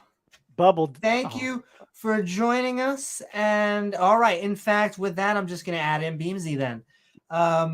Beamsy, we are midnight ranting on, is there evidence for the supernatural? Great to have you with us, Beamsy. And what are your thoughts about the debate, the topic, or anything we've been talking about tonight? The debate was a little bit disappointing because Gavin obviously needs experience debating. He was providing no evidence, and he was providing, oh, I believe in reincarnation, but I don't believe in reincarnation, but I do. Yeah, that was a little. If that's the data point, like I said, the hill to die on, I feel like you at least have to believe in what the paper says. He's trying to convince me of the paper, and he, in my opinion, like I know he may be straw manning, but I feel like he doesn't believe the paper because he doesn't believe the central concept of what He doesn't. the paper is pushing. Yeah, no, not at all. Considering the title says it all, but yeah, but It's in the title. Am I Yeah. crazy? Are we like what? I'm sending love to Gavin. I like having conversations with him. I just think that was not the hill to die on. that's why I pointed out the aspect that the Council of Trent within the 16th century established the idea of the supernatural as the surreal naturalis. I sent you a link and a copy of where all that's from, and there are papers in there in your whispers in your Discord. So if you want to read all about that, that's in there.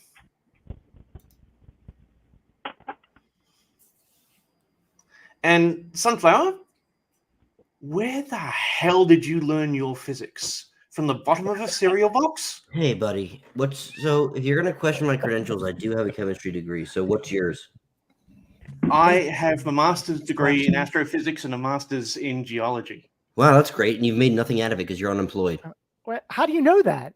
I can tell by raw intuition. Oh, this is the same way that you can tell the other things you were He's saying. psychic. Uh, He's psychic. I have to. Well, I almost don't want to feed the dungeon. Also, but British people are just losers in general. So what's your Sunflower? What's your credentials? All right. Stop. I have a chemistry degree.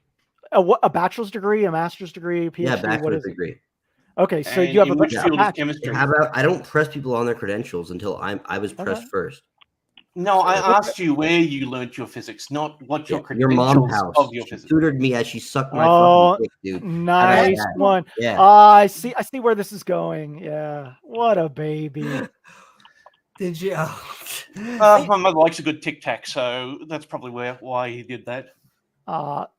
See, he just throws ad hominems. I swear to God. Nasty, I feel bad. Sunflower, if we re-add you, I just don't want to break. I think James and was trying to make sure. I was we don't attacked break the first. I was TOS. attacked first. Look, like, what do you want to know about? Okay, you have my credentials, dude. Now, Yeah, what- but that's way beyond the pale. We're not gonna have And anything I like will Where's, that. say- dude? It's And internet I'm banter. not sending. I always think, and I'm not saying anyone did this. Once again, just throwing out. But we want to attack ideas, and so which is what I was saying with Gavin. I think Gavin thought that I was taking personal swings. I thought I was very mild. I thought I was. Right, good point. hacking him. So, Zombie Sailor, what's your actual gripe? So don't go after my credentials. What's your problem? What's your issue with my argument? When I actually told you, I was asking you the aspect of where did you learn it. I wasn't Blah blah saying blah blah. that- Get to the point. Get to the point. What's your problem with my argument? I swear. This is why I do not like dealing with Stop being a baby. All right, Mate, all right. dude. I will. Amy, you I'm can't about just- to boot him No, again. no, Just dude, mute, dude. mute him. This Mute him guy's for a being a second. loser because he's not even addressing my argument. But He's just see, going, this is but why I what didn't. is- This is why I didn't know. What is the issue, dude?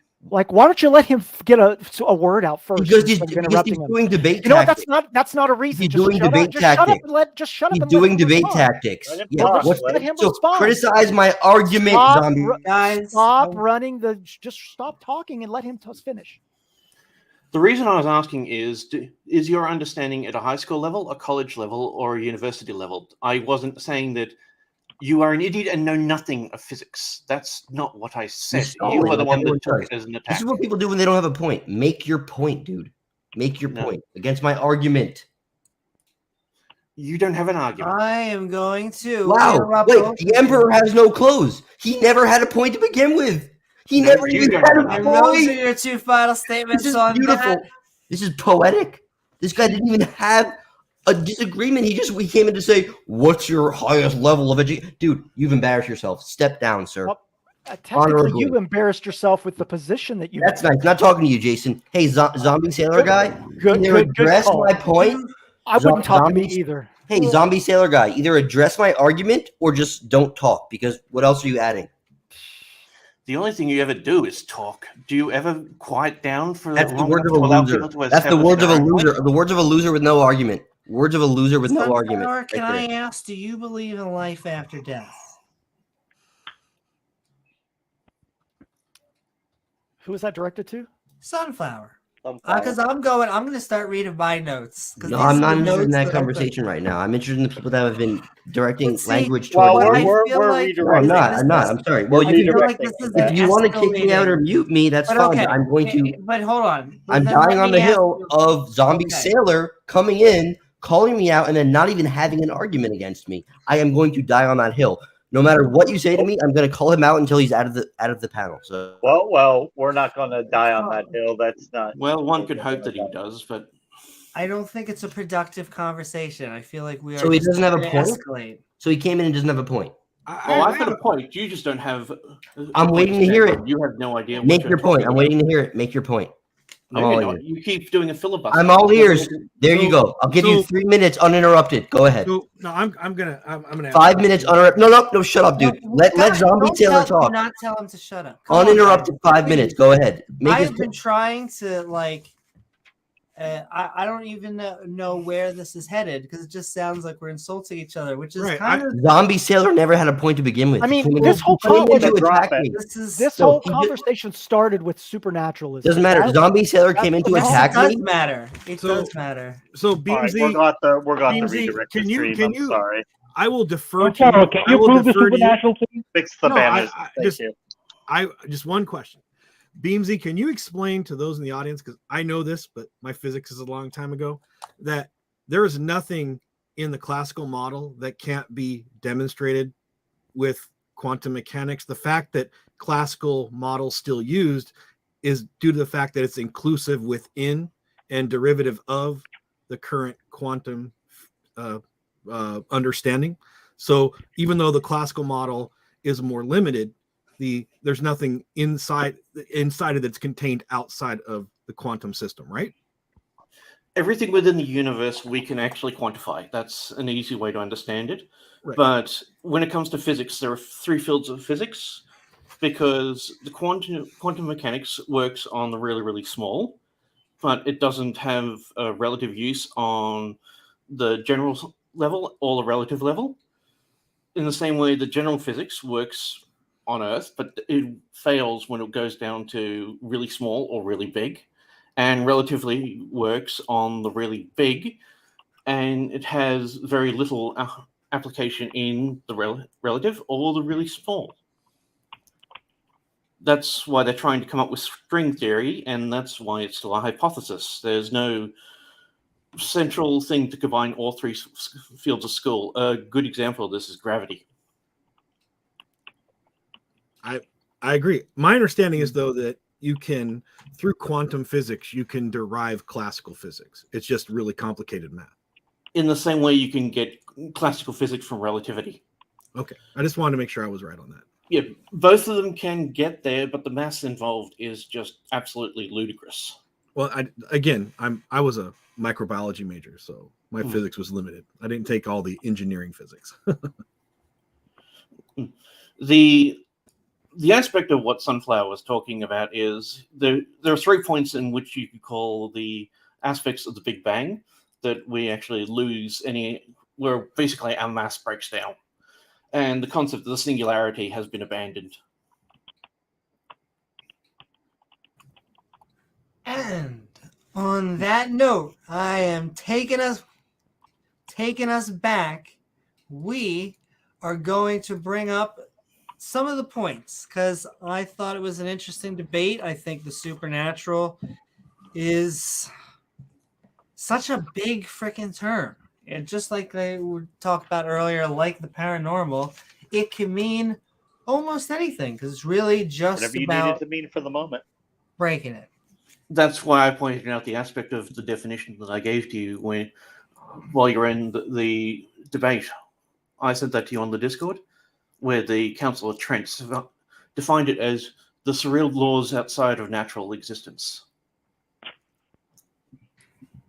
And I am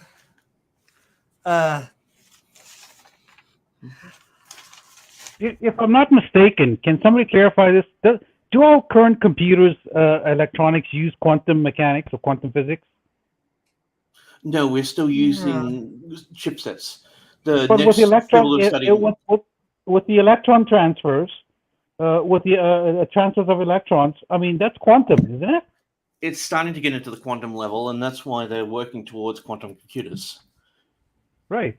So I mean, we have reached the limit when it comes to physical chipsets, when it comes to electrons, right? So that's why we're going deeper into the quantum realm, right? That's right? why- But, I mean, we are currently using some kind of form of quantum mechanics. Is that right? In a limited level, but we're still limited by the physical aspect of it, and Right. that's why Yeah.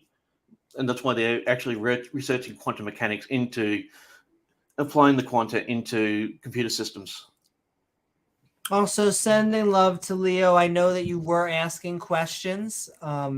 I try and get them up there on the panel, or in fact, anyone can keep on tagging James W., myself, and the watching. panel at Amy Newman.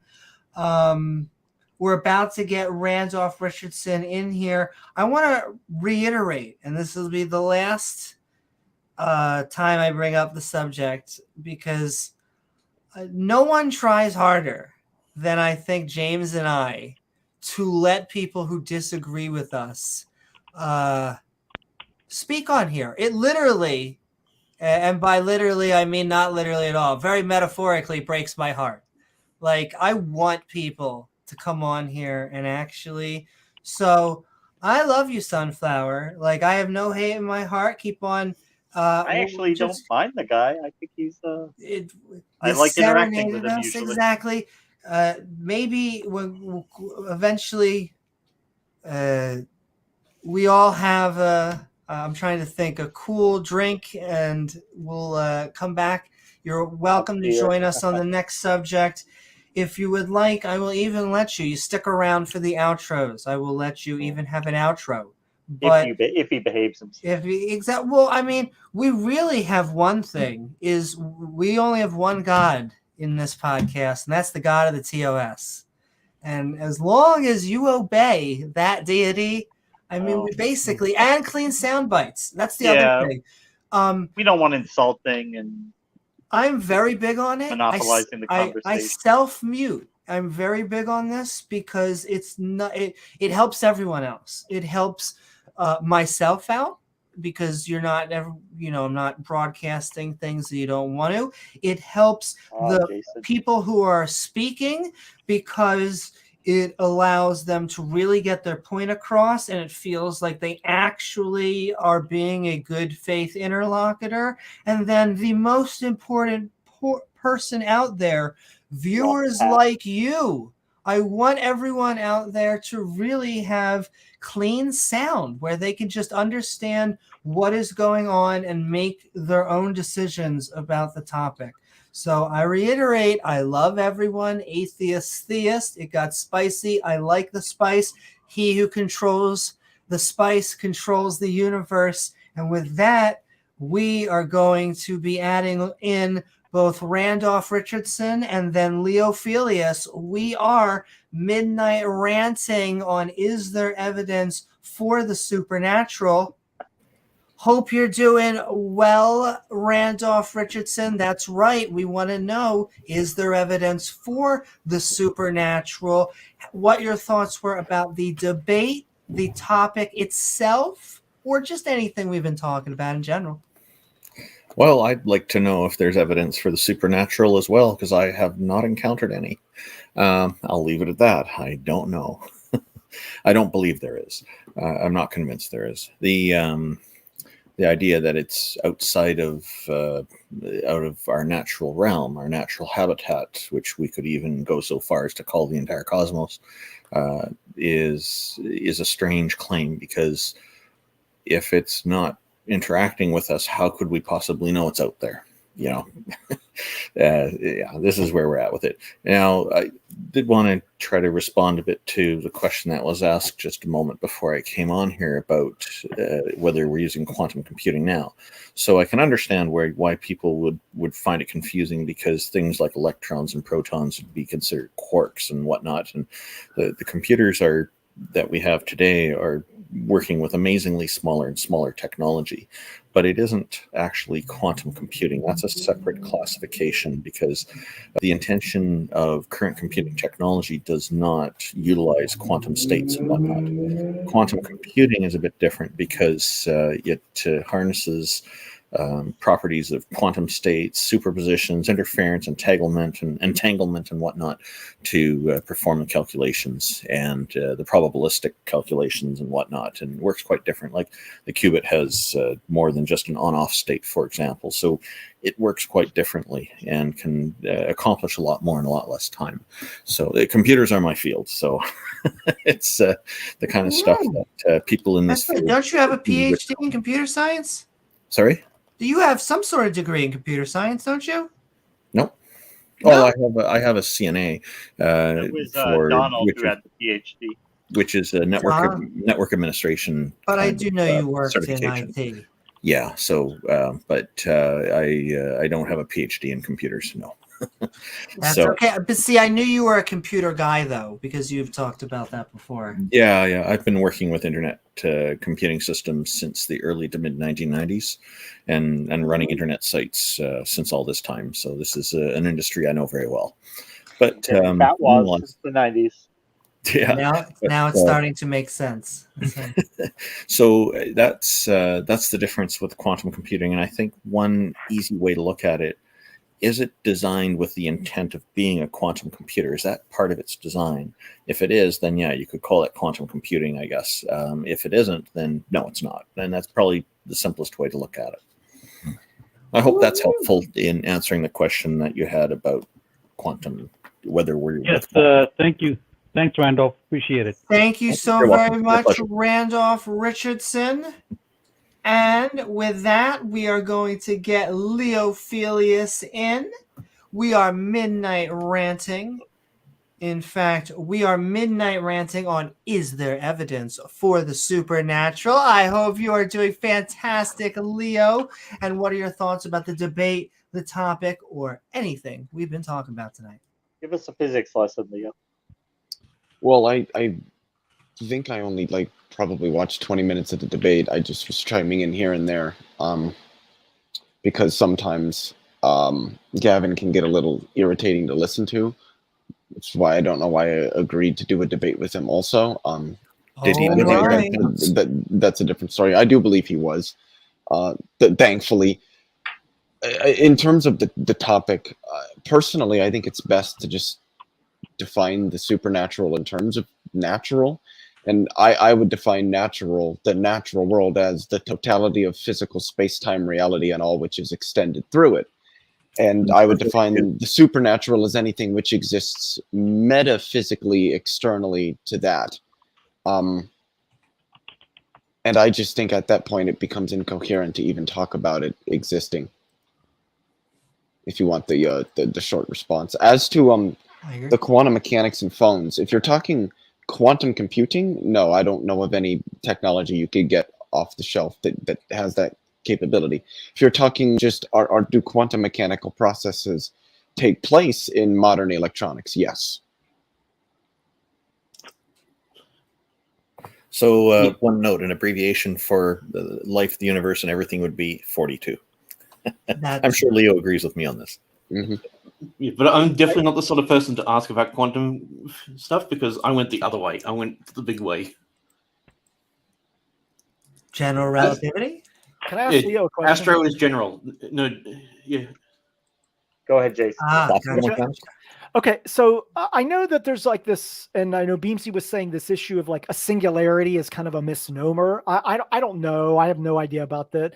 But my understanding is that at some point when we roll the universe back, there's at some point where physicists say, we don't actually know what has happened before this certain point. Isn't that correct? Yes.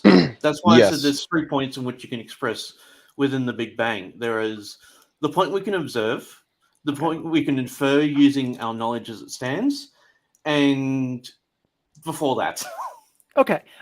Because Sunflower kept saying that, I think his point, and I'm trying to steel man him, I'm not trying to straw man him, was that he was saying that the current universe, the way we know it, from like the point of the Big Bang or the singularity, whatever, to now, that we understand the physics of the universe at that point, and that is categorically different than before, like in this time, like that infinite amount of time, like right previous to the singularity. And my point was, we don't know what was going on at that point, so it's not really fair to say there's this categorical major difference. We just don't know what's I don't going even know on. what it means to talk about a time before time, or things happening before enough. time, or Nobody does. an agent creating, when creation is an action, a process, things that are explicitly defined. And you could literally just go look at the dictionary if you don't believe me, as being temporally bound. But yeah, the furthest back that physicists, that the early universe cosmologists would say that there's any confident knowledge about, even if we're not like definitive as we are with like general relativity or something like that, would be, I believe, 10 to the negative 32nd seconds after t equals 0, using that as an arbitrary starting point, which would be the split second end of inflation. Yeah. I mean, my point was just, we just don't know. And to say that we don't know is okay. It's okay to say we don't know. And to say we don't know doesn't mean that we infer a god or supernaturalism or anything like that. We just don't know. And it's okay to say that we don't know. Well, what he's trying to do is, because he's conceding, yeah, everything we attributed to God before, that turned out to be wrong, but he's moving his God claims into the realm of unfalsifiability. So it's before the time where its you can origins even are bust. You can't That's a good use point, yeah. physics to prove anything, so you can't prove God's not there. So he's just making him unfalsifiable. He's not presenting any evidence that he's actually real. He's just excluding him from what we can use science to work with. And I think that's a really good point, because on this topic of supernaturalism, we know for a fact that back throughout history that there are these situations where we didn't have knowledge on a particular topic and we did attribute it to supernaturalism. But as time goes on, we discover we do have a naturalistic explanation for this. We do have a naturalistic explanation for that. But now we see theists are like, they're saying, well, we can't really address those issues because we know for a fact that they have naturalistic explanations. Let's try to go to the things that are so unknown at this point, and then we'll point to say that's God. And so it's like they keep moving the goalposts, and now the goalpost is these issues of like what happened at the beginnings of the universe, origin of life. And it's, see, I have a question. Two places in science where humans have the least amount of knowledge about, and where we're still really working to gain an understanding, are the two places where God has receded into. I find that really, really interesting. And there is a point I'd like to make here quick, both as a steel man of the theist position and then a direct refutation of it. And that is that they would go, Jason, well, the thing, you're just doing naturalism of the gaps. Well, we don't know, but it's got to be natural. You can't do that. The reason why you can't par God of the gaps with naturalism, whether methodological or metaphysical, which would rest upon methodological naturalism to an extent, is because unlike naturalism, God has never been demonstrated in any empirical manner and does not account for anything, literally anything at all, in an empirical way. Like we know, we can all agree the natural world exists. At least if we're all sane, having an honest, meaningful discussion, we can all agree that the natural world exists and that it operates mechanistically. We can't all agree on whether God exists or what he says and what he doesn't say, even within a singular religion. So, I mean, when it comes to something like explanatory scope, predictive capability, fit to the data, what's the word I'm looking for? Being aligned essentially with current philosophical and scientific paradigms. Naturalism takes the cake on all of those every single time. So when we say, well, look, we don't have an explanation for some feature of the physical world that we're observing, or that we don't have any knowledge about, but the chances are we're going to eventually develop a physical model that helps explicate and then helps us understand what is going on here.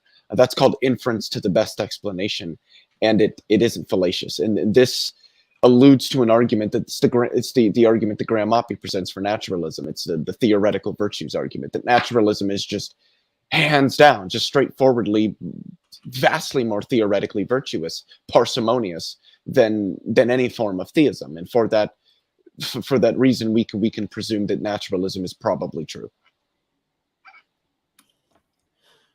And just a good way to represent what the problem is for people.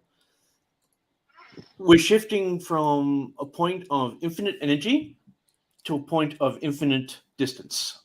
That's what's happening with the universe.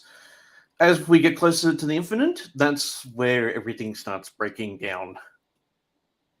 Because in maths, you can't have infinite, but in theory, you can. So that's why we can't actually figure out where we're going or where we came from yet.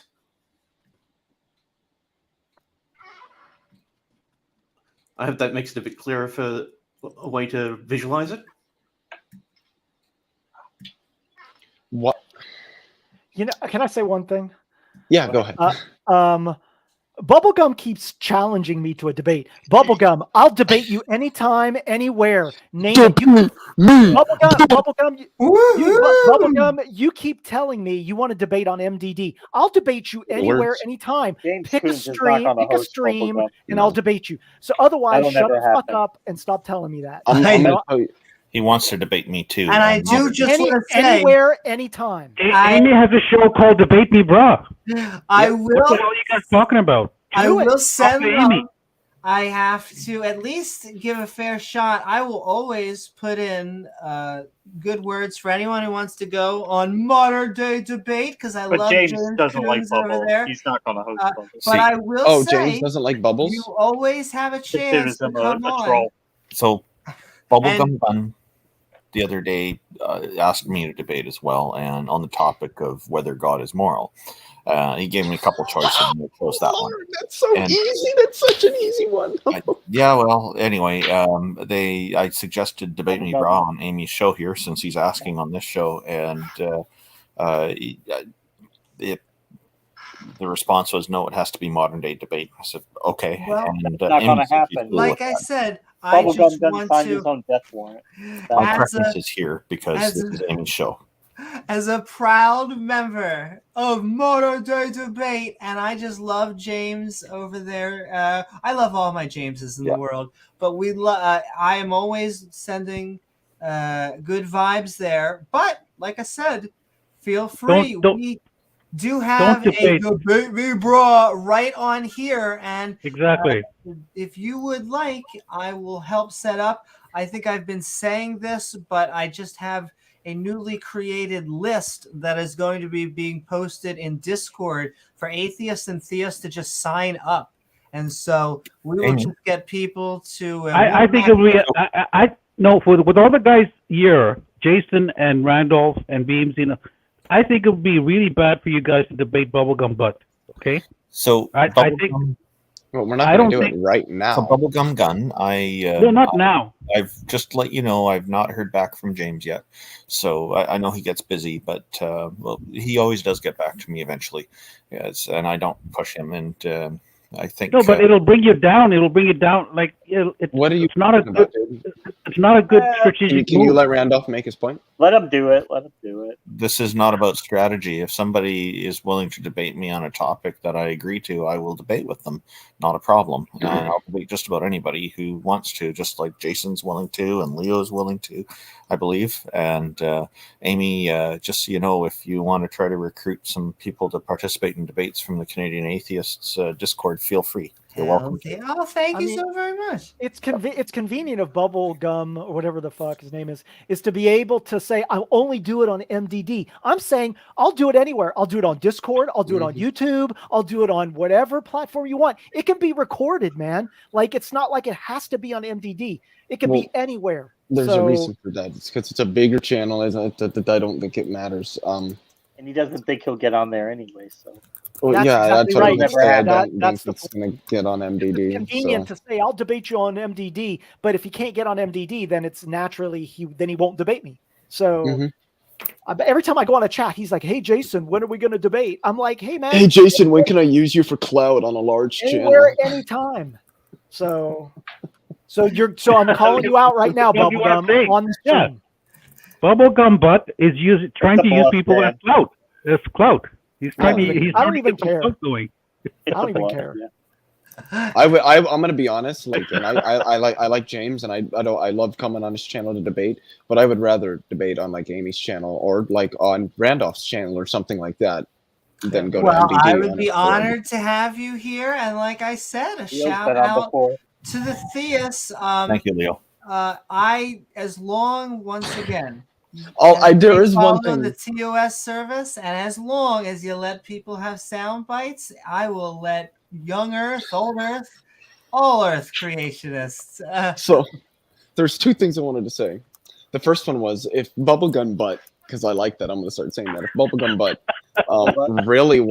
if he really wants to clout and to get famous, what he should do is go on Clubhouse and let people like Danny and Friction, I believe you used to go by Detroyer, and Jack Gangstrike absolutely bend him over and rape him worse than he could ever experience in prison, at least intellectually, and he will be plastered all over the internet. So if he wants to be on the internet, all he's got to do is go to Clubhouse. But the second point that I wanted to make is that he actually thinks that losing a debate on MDD is social damage. Even if Bubblegum Butt got on with either Randolph or Jason, he wouldn't be seen as the one who got the victory there. And James even says that the majority of his audience is atheist. Yeah, oh, really? I think Bubblegum would get destroyed, unfortunately, and I mean, maybe he and like 5 other people might think he won that debate, but.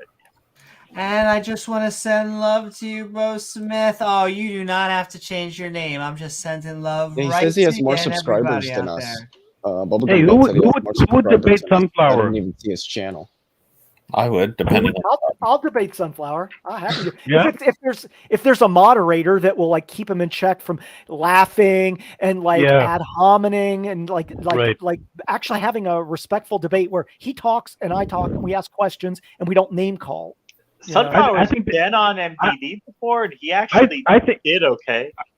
I think there should be a drug test when you debate the Sunflower. Well, before you debate it. We're not going to go that far, but why a drug And test? I You will want say- to ensure people are in DMT when He seems very erratic. He seems very erratic on streams. And I love you guys. Really I erratic. love all of you. We only have about 15 to 20 more minutes, and then we are going to move into outros and finally an after show on Discord. But I'm going to just ring off a few of the last few notes that I see you want to say something, Randolph. just quickly about Sunflower. God damn it. My experience with him when I've been on Modern Day Debate, he posts questions on Super Chats, and the questions he's asked have been generally quite good in the debates I've been in. So there's he does have a serious side to him. To point out the good things that I want to encourage as well. Well, I've normally noticed, and this is just sending love to, if he's still out there, sending love to Sunflower, and this will be my last thing. He gets no love from me. In a while, but... No love for you. But I mean, even I am much colder in chat. You get no love from me when I am on face to face. So oftentimes, a lot of times, it's very spicy in chat. But then he comes on, and then he just has a conversation. It did get very spicy, And so we're sending love. We actually, like I said, the dirty little secret with atheists is that we want theists to come on. We actually like the back and forth because as much as we love our atheist love fest, we love people who are trying to tell us that we're wrong. What we're talking about, yeah. Yeah. Can I ask a quick question? Yeah. Why is number one? Why did Bubbles leave the stream, or did he get booted? No, he left. No, Okay, I think so he he wanted left to go back in the chat. He left the stream and then proceeded to go to the chat to challenge everyone who's now in the stream to debate to a debate, but he won't come back into the stream and just have a talk. Buddy, we just want to talk to you. We just want to talk. Well, maybe not tonight. I have so we're ending on that. See, the love finally came. I'm sending so much love right back. All right. And with that, Don't be fooled by sunflower. No, that's it. No more sunflower. That's a wolf in sheep's clothing. Robert. Oh my goddess, it's Robert. Sunflower is a wolf in sheep's clothing. I'm telling you. Love to Robert. Did you look in the comments of the AH's Dawa stream?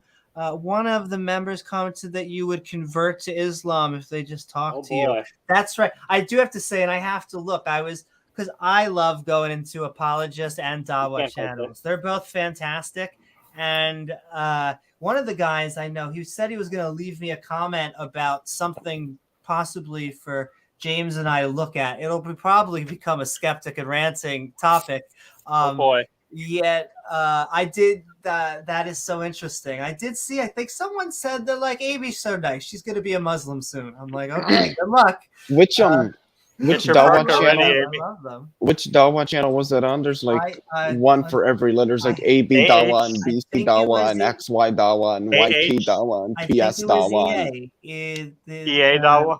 Because I go on their gauntlet. I go in Hamza's Den, the Thought Adventure podcast. We got to start doing. I've seen you there. Yeah, I go in some of those. I haven't joined any of the streams. There's been a couple times where I probably should have because I think I could have really ruffled their feathers a little bit. Not in a bad way, but I saw Secular Rarity on there the other day before me, and he did. I almost felt so bad because I came on and I could only had like 20-30 minutes before I had to leave, so I think it got really spicy. But Secular Rarity was such a mensch on that channel, so just a shout out to Secular Rarity, just into the interwebs. The one guy, unfortunately, he recently got stabbed, but I think he's recovering very well, which is good. Uthman, I think is his name. Farouk. Farouk. I'm literally right in the middle of saying something. I'd like to go on EA Dawa, but I feel like if I go on and he's on, all we're going to end up talking about is the fucking moon. The fucking moon. And dude, I'm sorry. I don't care what your book says, and I don't care what supposedly it says about other people saying they saw the same thing. Well, talking about the moon is better than talking about mooning like from someone like Gavin. Yeah, oh boy, that is true. Thank you, Randolph. Oh my! See, somehow that was on topic. So I am just sending love. I'll pull that one out of where the moon. Not a back pocket, I can tell you that much. Well, I'll tell you what, it was about as fucking bright as the moon. Jesus fucking Christ, that guy needs to learn what sunlight is. And where he lives, it's just really fucking surprising, to be completely honest. How are you not outside every single day? Wow. I will say, like I said, Gavin's always, up until here, Gavin's always been nice. I think he got a little bit frustrated because I wasn't triggered. I mean, he had to have known. I guess it's always hard in the debate, but that there was a high probability that the evidence he was presenting, I was not going to accept. I am the other side. He's not been nice to me. Really? Yeah, after that incident, and I distanced myself from him. He's been quite rude to me when I've been on streams, and so a bit of misogyny and whatnot, which I don't care about anyway, but or praise his channel. So he's, I'm done with him. Amy, I do want end up not wearing his pants because that's his thing. But otherwise, I really don't have his much to kink. say about no him. mas pantalones, Hurlimann. Anyway, Amy, what? So I get quick question here. What is it that you think is fundamental? What is it that you think? Oh. Do you think there's anything that's Oh, God, fundamental? Leo. Come on, Leo. So what is my essential? Do you No, have a it's just- grounding for that? It was the way he said it. Oh. Fundamental. Oh, Like In that what- New Zealand accent. Yeah. when he would address Spatchcock, Jefferson Spatchcock, he'd always say Spitchcock. He's a Kiwi. You've got to but give him an then excuse. when I asked him the same thing, he could when I asked him the exact same question back, he didn't have a definition. My debate with him is going to be interesting. When is so? I mean, I'll When shout is it out that? now. Yeah. Do you When know and when? where? Date, time, subject? Yes, I do. Give me a second. I got to look at my It's, calendar. Give you 2 Oh, no, seconds. My compendium. It is Friday, April 15th at 8 p.m. Central Standard Time, Woohoo. which is 9 p.m. Eastern Time. What On channel? Praise's channel, right? I Yes, assume? and we will be debating physicalism versus idealism. Physicalism I should be having this versus debate with Bernardo idealism. Castro, but I guess Why Gavin will don't- have to try to How many fill not- those very large shoes that he has to fill in this debate. Maybe one of you can explain this to me. Why is it that whenever I see debates, they're never directed as a question? Oh well, I will. I've been say- in many that are or were. Can I say, just as a matter of fact, because of the notion of a lot of the topics that we cover, I'm very big on adding question marks. So even even this, you can I tell prefer questions. because the debate was actually evidence for the supernatural, but I would say evidence for the supernatural question mark because I don't think there is any. I would have proposed a question: is it reasonable to believe in the supernatural, or like, is it reasonable to think the supernatural exists, or something like that? Does the supernatural exist? Something like that. Either one People- of those works. People don't want to be put into a position where they have to defend a claim. They don't want to take a positive claim. So by making it more nuanced, they can avoid that. Kind of like So a if you- general position versus a general. Yeah. Correct. Yeah. If you have a question, then people could be like, well, that question implies that you have the positive claim, therefore you have to prove your point. People don't want to do that. Exactly. It's the reason why I will never debate the subject is like, is atheism rational, or like, can atheists have morality? Because it's so broad and they could use atheism to mean so many different things And I that there's agree. no possible way. It's like, no, if we're going to have a debate on that, I'm never going to debate a subject like, is atheism rational? Yes. And if you don't think so, you're just stupid and don't understand anything about logic. But at they're that point. trying to push the People wanna burden of debate- proof back onto us when Correct. I think the more noble, honorable thing to do, they should be actually putting their money where their mouth is and taking the positive position and presenting evidence. So, That's like- Leophilius, if somebody wants to debate you on those atheism topics you don't want, feel free to give them my name. Tell them I'd be willing to debate them on most of those. I will do that. Yep. Yeah, the 'Cause two I have the aspects. patience for it. They're the two aspects that I've noticed whenever there's a debate, especially with creationists. The topic is never directed as a question, and if it is, it's usually a loaded question, like, is there scientific proof for evolution? You're My already debate with Ken making... Hovind, Yeah, And so this is exactly why it's so important to make sure that you don't that you make sure the question is specific and not loaded before agreeing to do the debate. And usually with the host or moderator is the best time to do that, because they'll go back and forth and figure it out. And see, that's why, man, I love watching the debates where the moderators are like, it seems like they're taking sides, but they're not. They're just like, I'm sorry, sir, but the question you were asked, I'm going to need to hear a more direct answer. I don't think you're answering your interlocutor's question very directly. But the thing is, you always got to be mindful of that. Like in my debate with Ken Hovind, how many 3 or 4 different times I had to say, he kept going, well, where did time, space, and matter come from? But that's not the subject of our debate. The subject of our debate is Big Bang cosmology, modern contemporary cosmology versus biblical cosmology. Modern cosmology, contemporary cosmology doesn't say anything about where time, space, and matter came from. That's not the subject of this debate. Yeah, at no point does it say comes into existence. Exactly. That's not language. That I don't know what. When people ask me, where does the universe come from? I don't. What does that mean? The universe doesn't do a come from. Come from isn't a thing the universe does. What that doesn't make sense. Yeah, the most it will say is to the point of our understanding is where it will actually lead to, but that doesn't say that we know anything before that, and that's it annoys me. Mm-hmm. But I'm very. Go ahead. But that's why I just don't understand, and why I asked, did you actually foresee when I actually asked Sunflower as an attack? Because I just wanted to know where he had learned his physics from. But, no. And he doesn't. See, I don't think Sunflower's stupid. I just think he's kind of a troll sometimes. I didn't Since mean we to only come across have as 5 more minutes left, I am actually going to bring up.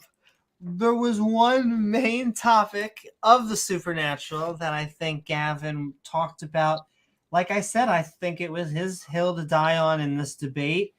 We talked about it a lot. I wanted to know what everyone's just general thought of the notion of reincarnation, of the notion that life will continue in another form, often prescribed in another body after you've had a previous life. Selfishness. People want to have another life. They're not satisfied with just one. Amy, can I say something? I think Jason has limited time. Amy, do you want to let him quickly have a few words before he heads off? Oh, absolutely. Do you have 5 more minutes, or if you just have to go right now, then... No, that's fine. I'll hang around for 5 more minutes. Okay, in fact, this is going to be... I just want to know everyone's opinion on this, because I feel like that was a big portion of the actual supernatural debate. We'll do that, and then Jason will actually start our outros. Yeah, I just want to say that the people in the chat, these fellow Christians, were actually going, why is he using this argument of reincarnation? Because that's not the thing, right? He should be talking about resurrection as a supernatural event, not reincarnation. Sure. Those are 2 different things, right? And I think he shot himself in the foot with his fellow Christians as well. Can I say something about the whole reincarnation? I agree, and sure, Leo. So I would just like to share something from an article written by Clifford Lazarus, who is an esteemed psychologist, who is the son of another esteemed psychologist, I believe Arnold Lazarus. And he says, quote, "The prevailing consensus in neuroscience is that consciousness is an emergent property of the brain and its metabolism. When the brain dies, the mind and consciousness of the being to whom that brain belonged ceases to exist. In other words, without a brain, there can be no consciousness," end quote. Something that I would say is firmly supported by the observations that we have made.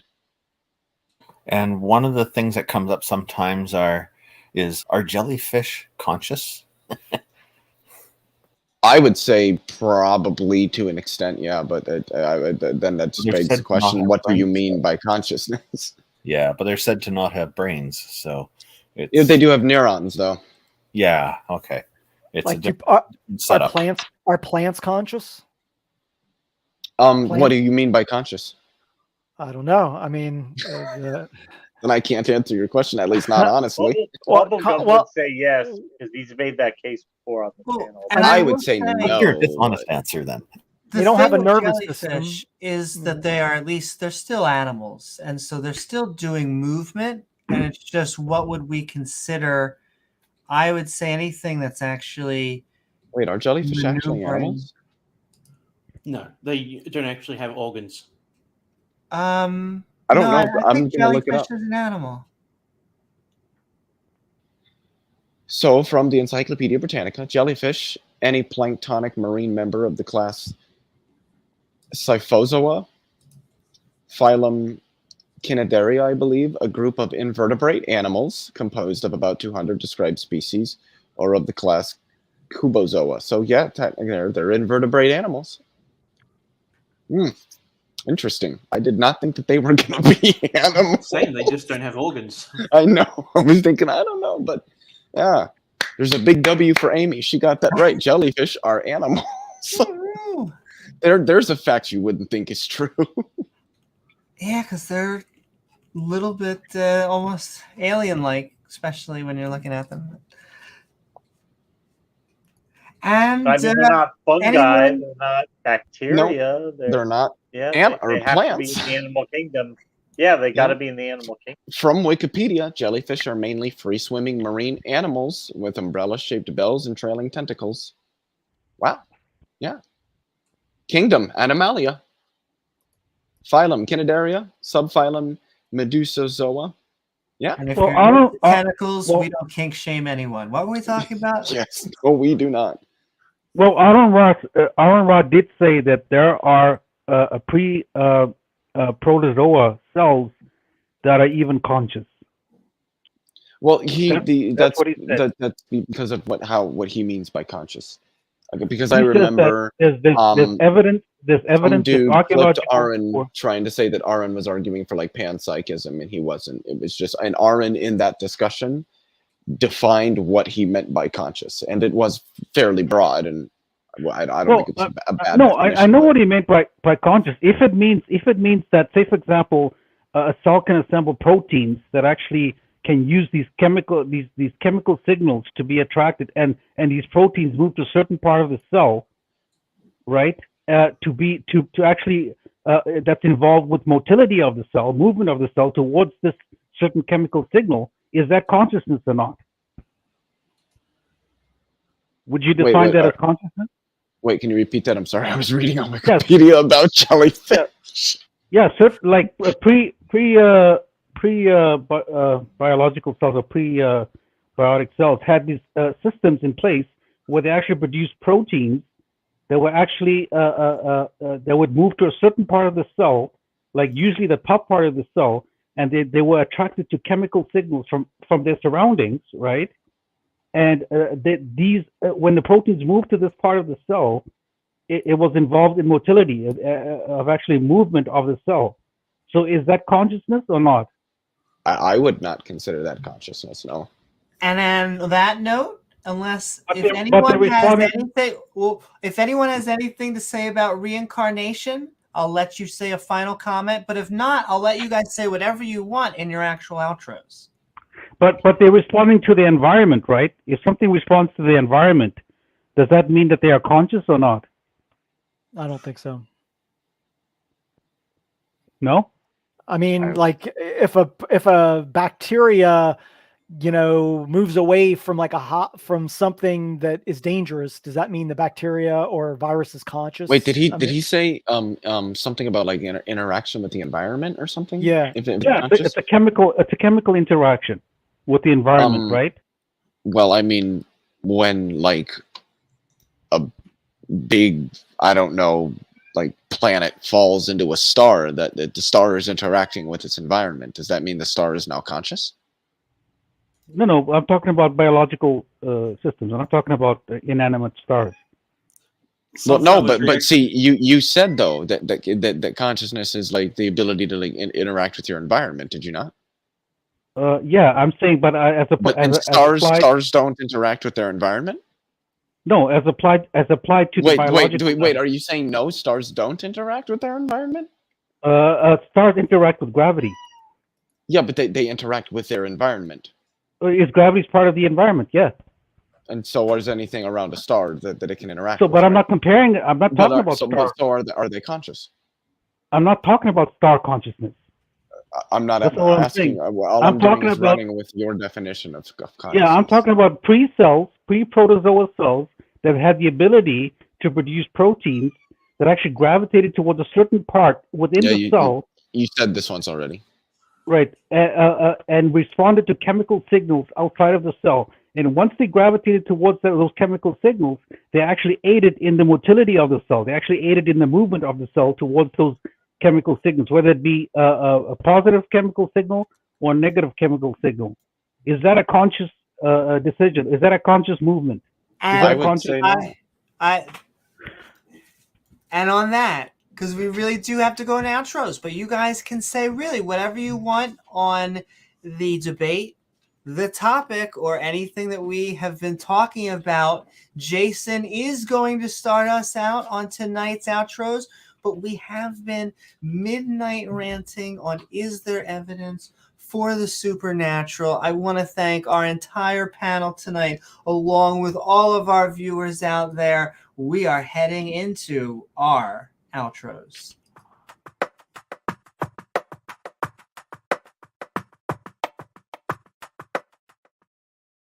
Woo-hoo. Thank you as always, Jason. I can't help it. Whenever I see you and Pat now on the same time, I now automatically think of the flood, because it has been this long to get creationists that are willing to come on to debate me, brah, on that flood. So I'm just going to send that out there. But Jason, we have been midnight ranting on Is There Evidence for the Supernatural. Thank you for joining us. What are your final thoughts about the debate, the topic, and of course, everything we've been talking about tonight? Yeah, thanks for having me on. The big surprise, I think the world is best explained through naturalistic processes. I think that supernaturalism is just pointing to things that we don't know and making a claim that it's something like a god or some supernatural thing that we don't really have any evidence for. But the only other thing I want to add is I am debating David McQueen on SFT's channel on April 8th on the flood and deep time, which I'm really looking forward to. I don't know what the time is. I think it's like 5-6 o'clock in the evening. It might be something like that. But it's on Standing for Truth's channel on April 8th. So I would appreciate. What was that? I said that'll be a great debate. Yeah, and I would appreciate anybody like listening to you watch said that debate. What? Because I'm trying to find it so I can throw it up there. You said what's the date? April 8th. It's coming up. It's upcoming debates. There should be a thumbnail on Standing for Truth's channel. I think I got it. It's going up on screen in a second. I can say this, Jason. Congratulations in advance. Yeah. Yeah, well, you know, I've been working on my presentation and materials, and I have like a slew of publications to cite. And I'm ready to talk about soft deformation and the great unconformity and glaciation and all the hot topics that they tend to bring up, like catastrophicism and fast plate tectonics. So it's going to be interesting to see how this works out. You have a PhD, That's going to right? be a good debate. Yeah, I do. Yeah. All right. If he refers to the other guy as Dr. McQueen, make sure he refers to you as Dr. Torn. Well, the thing is that he's not a doctor. That guy is not. He doesn't have a PhD. And actually, I had a conversation with him. He has a master's degree, but I guess like as part of his, like he went and got his master's and he wanted to go through a PhD, and they were like, no, we won't accept you into a PhD program because of your crazy ideas around creationism, etc. See, I feel like at that point, just market yourself as a professor. Master's is normally what you need to teach undergraduate in most colleges and universities. Just go by professor, whatever the hell. Yeah, I mean, he does label himself as professor. So I don't know if he does. I don't know if he labels himself or if Standing for Truth labels him as professor. I think SFT does, and this guy just doesn't say no. So, anyways, yeah, I'm going to be debating him. Please show up and go in the chat and support me. So I appreciate that. I want you to mention the Missoula flood. The Missoula flood. Oh yeah, the localized Missoula flood. And all right, Jason. With that. Yeah, thank you. I just want to thank you for midnight ranting with us. Yep, appreciate it. I'm gonna drop off because I got early thing tomorrow. But I love everybody. I love all you guys. I love Sunflower. Much love to everybody, regardless of how I act sometimes. Okay, cheers, Jason. Good night, Jason. Yeah, right on. Good night, Jason. And all right, we're moving right down. Leophilius, we have been, some would say, midnight ranting on is there evidence for the supernatural? Hope you had a fun time. Where can people find you, or what do you have going on? But most importantly, what are your final thoughts on the debate, the topic, or anything we've been talking about tonight? I take evidence to be that which confers justification for, accepting some proposition, believing something. I would say there is evidence for the supernatural, but none of it is very good.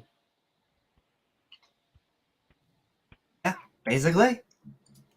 And all right, I'm also just going to throw up his channel right there. Go to youtube.com/Leophilius, as well as check out his debates on Debate Me Bra on this channel and on MDD. And thank you so much for being here, Leo, and I wish you luck in your own debate. I hope I do well. I mean, it's big Gavin no mas pantalones Hurlimann, so. Well, I mean, as James would say, it's you got at least truth and reality on your side. There you go. Let's hope so. Thank you, Leo. Thanks, Leo.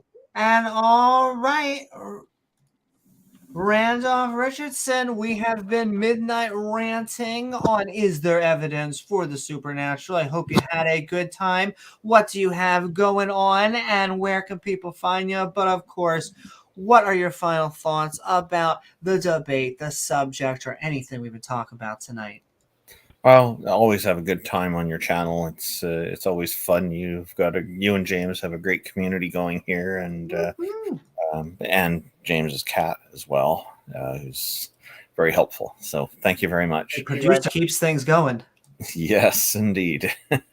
So I'm not convinced of the supernatural. It's not something that to me it's fitting in stories and legends and things like that. But for people to take it to being part of reality, it's not really anything beyond imaginations from what I can discern. So I'm at this point where I'm not convinced of supernatural characteristics or mechanisms being or life, supernatural life being a part of reality. So, and to me, reality is all of the cosmos, or as DNA, Douglas Noel Adams put it, as life, the universe, and everything, which became the number 42 as for a short abbreviation. So thank you for having me on. Thank you to everybody for tuning in. If people want to reach me, you can find out about my organization at CanadianAtheists.ca. You can see my YouTube channel at youtube.com/Randolph Richardson, and that's RANDOLF is how my first name is spelled, no matter what autocorrect tells you. I will be hosting a live stream this coming Sunday. It's a fortnightly stream that we run, where we invite anybody, but primarily theists, join us to convince anyone on the panel that a god or a goddess exists. And we've had good success with this so far. It's a Discord panel, but you'll find it on my YouTube channel. I will be announcing it in the near future, in the coming days. And as we're just finishing up getting the channel art ready for that. You can also reach me on Twitter at twitter.com/Randolph828. And my website, my personal website, is www.randolphrichardson.com. Thank you very much, Amy and James, for hosting this, and it's a pleasure talking to everybody again, as always. Take care. Good night. Thank you, Randolph. Mm-hmm.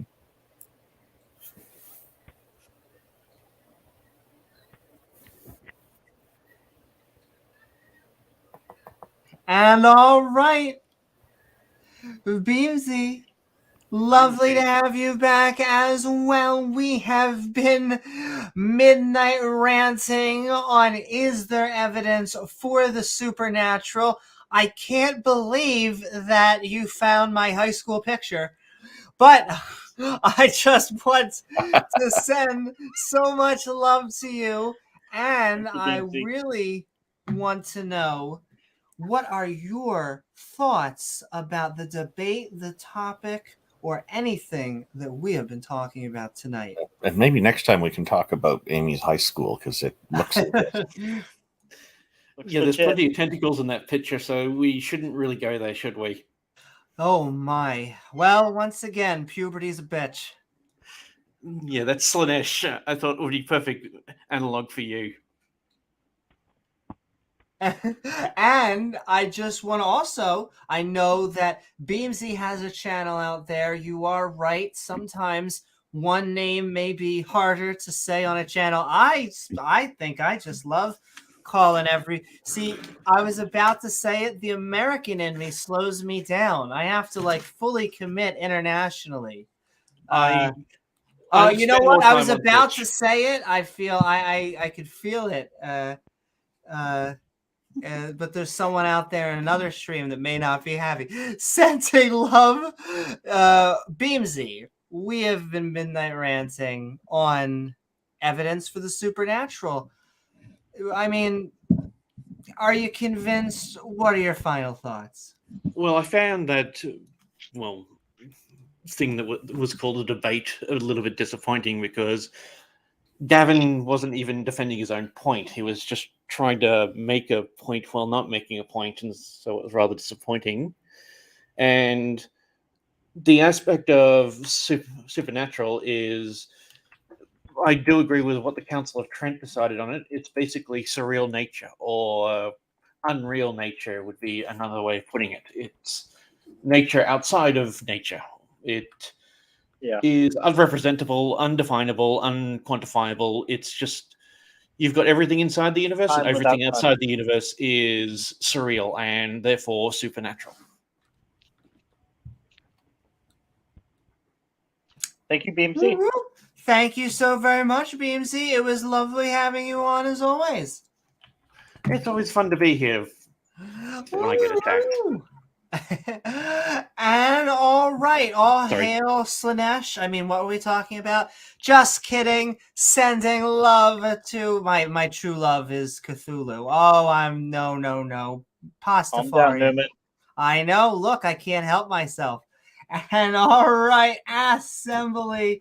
Lovely having you with us as well. We have been midnight ranting on Is There Evidence for the Supernatural? Hope you had fun. Where can people find you? And of course, what we really want to know, what are your final thoughts about the debate, the topic, or anything we've been talking about? Yes, thank you, James and Amy, once again. Very well put Assembly. together show. It's awesome. Thanks, Gizmo, for the production. It's really good. And I just cannot understand. I can't get over this fact why Gavin doesn't like me very much. He didn't answer my questions. I feel so hurt by that. And Praise didn't want to present any of my questions on the screen where everybody could read my question and see exactly what I was saying, right? Then, all this hate is traumatic for me, okay? Gavin's hate for me is driving me crazy, okay? I need to find out why he hates me so much, okay? So can somebody please enlighten me? About your avatar, I had no idea that John Maddox was so short. That's interesting. He is a little short, yeah. Yeah. Well, he hates me too. Why? Yeah. I can't imagine. I have no idea. I'm presenting reality to these folks, and they still hate me. They hate you for it, huh? Do you think For they reality? might? Yeah. Whenever you present, huh? Do you think it's possible that they might harbor a hatred for reality? I think so. I think they hate the truth. So, anyways, what I was going to say, great debate, Amy. You did well. I think Gavin got caught up with that mess with these reincarnation crap and all that. And I think that all this the superstition or supernatural thought stems from the cesspool of 2,000 years of religion and men making up things from their imagination to explain the natural world. So if you want a concise summing up of what the problem is, that is the problem, that we are still living in the cesspool of religion and that we need to get out of it, and then we need to have people thinking critically and thinking, more rationally, and thinking that we cannot make claims like this until we know the answers for sure, right? So that's all I'm trying to say. And it's been a good night. I've had fun. And those guys that came up, Sunflower and Bubble Butt, they are a result of the cesspool of religion, right? I'm sorry to be so blunt, but that's the truth. I'm sorry, that's the way I see it. Hey, I have one quick question for you. This picture you've got, your avatar, were they at somebody's wedding? Like, who's getting married? Do you happen to know? That's outside of church. Oh yeah, outside that was of the Assemblies of God. That was Kent Hovind's last marriage. Fantastic, and That's that- thank you that's- so very much, Assembly of God. It was lovely having you on. That was As taken at always. Dino Adventureland, right in front of the pond. Oh my. Wow, Yeah. Diamond Adventureland is a posh place. That's why you see Gavin has no pants, because he was swimming Oh, in the pond. And on that note, we are sending love, in fact, to our entire panel, and yet we are handing it Okay, over cheers. to the co-pilot and the producer. the before he has producer, to go. of course. But James, Ready I for want a to cat thank nap. you. Well, look, once you burn through all the cat nap and all the cat treats, then you gotta take a cat nap.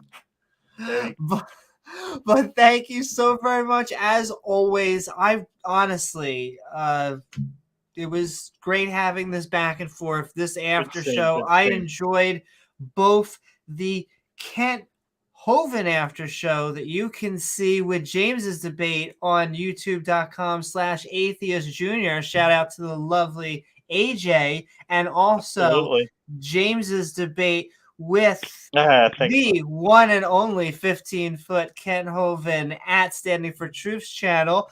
But Great what do you debate. think, James? I mean, we were at Praise I Am That I Am's channel talking with Gavin. I thought it was a fun debate. At least I enjoyed it. And I don't know, did you hear any convincing evidence? Is the supernatural real? Is there evidence for it? I just got to say, Assemblies of God, when he's talking tonight, he reminds me of Liberace when he used to go on his show and he used to say, "Oh, I'm reading all these things that the critics are saying about me, and it's just so terrible. And I just want to tell them that I cried all the way to the bank." When gets a little bit of hate from Gavin and the likes of John Maddox. So if people like that, if they're triggered by you, if they hate what you're doing, then you're probably on the right track. So you got to be doing something right. Oh, thanks, James. That means a lot. You're doing something right. And thanks, everybody. Go ahead, Randolph. And I must say that Banks causing people to cry for any reason sounds quite apropos because, Banks, So thanks, guys, for coming along this journey with us. Is there evidence for the supernatural? Like Amy said, not good evidence. We get lots of anecdotal evidence, lots of arguments of ignorance and incredulity, but actual evidence, not so much. So thanks, guys, for coming along with us. And we're going to be off tomorrow, but we will be back on Wednesday with a Bible study. So come check that out. That's right. Thank you so very much, James.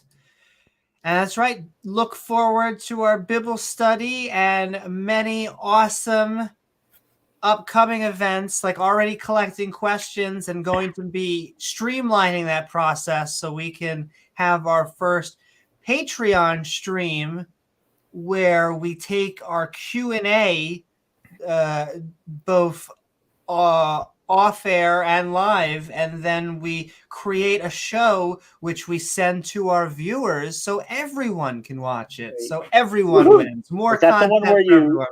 Is that the one where they pay you to kick them in the balls, or is that the? Oh my, that's a different website. That's a different stream. Oh. Don't check their browser history. What are we talking about? That sounds like South Park to me.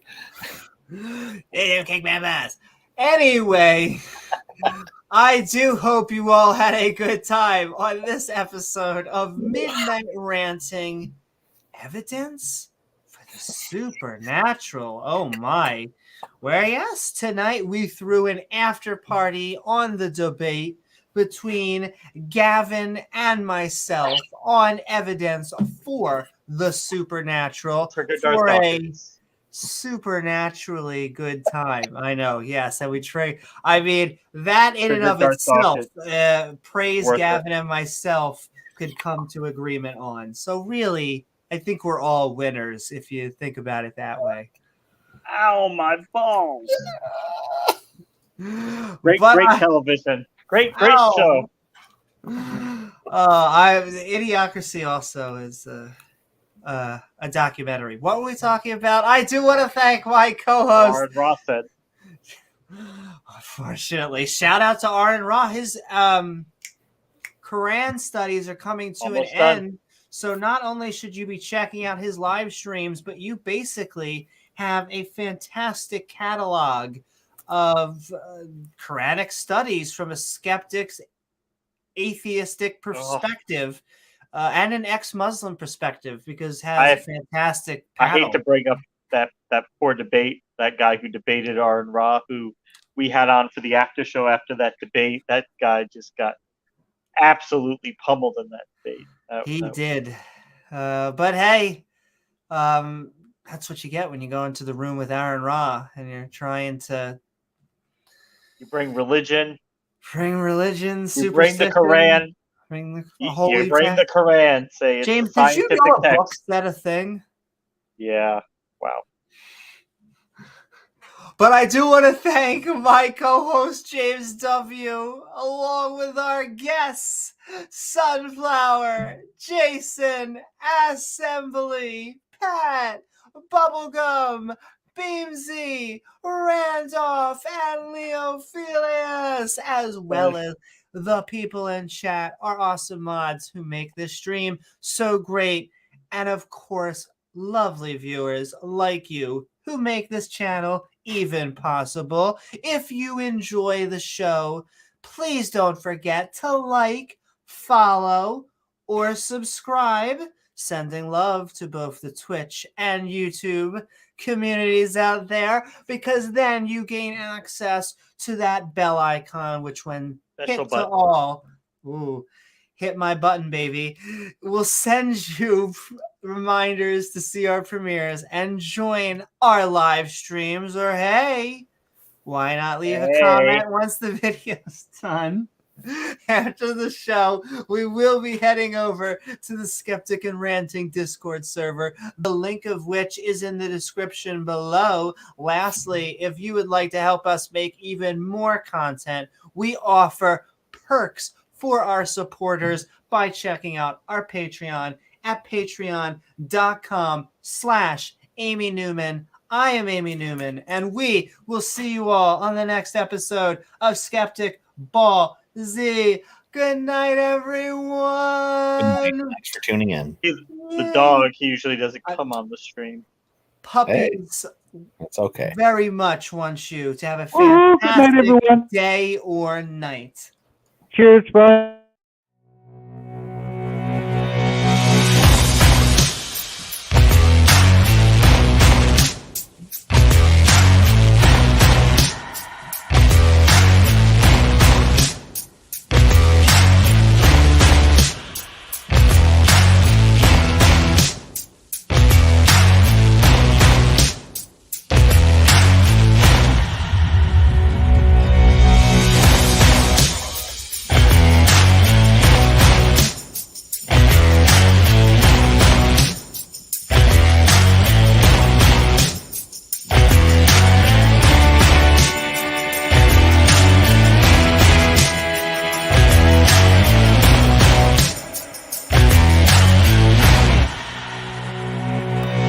Meatball.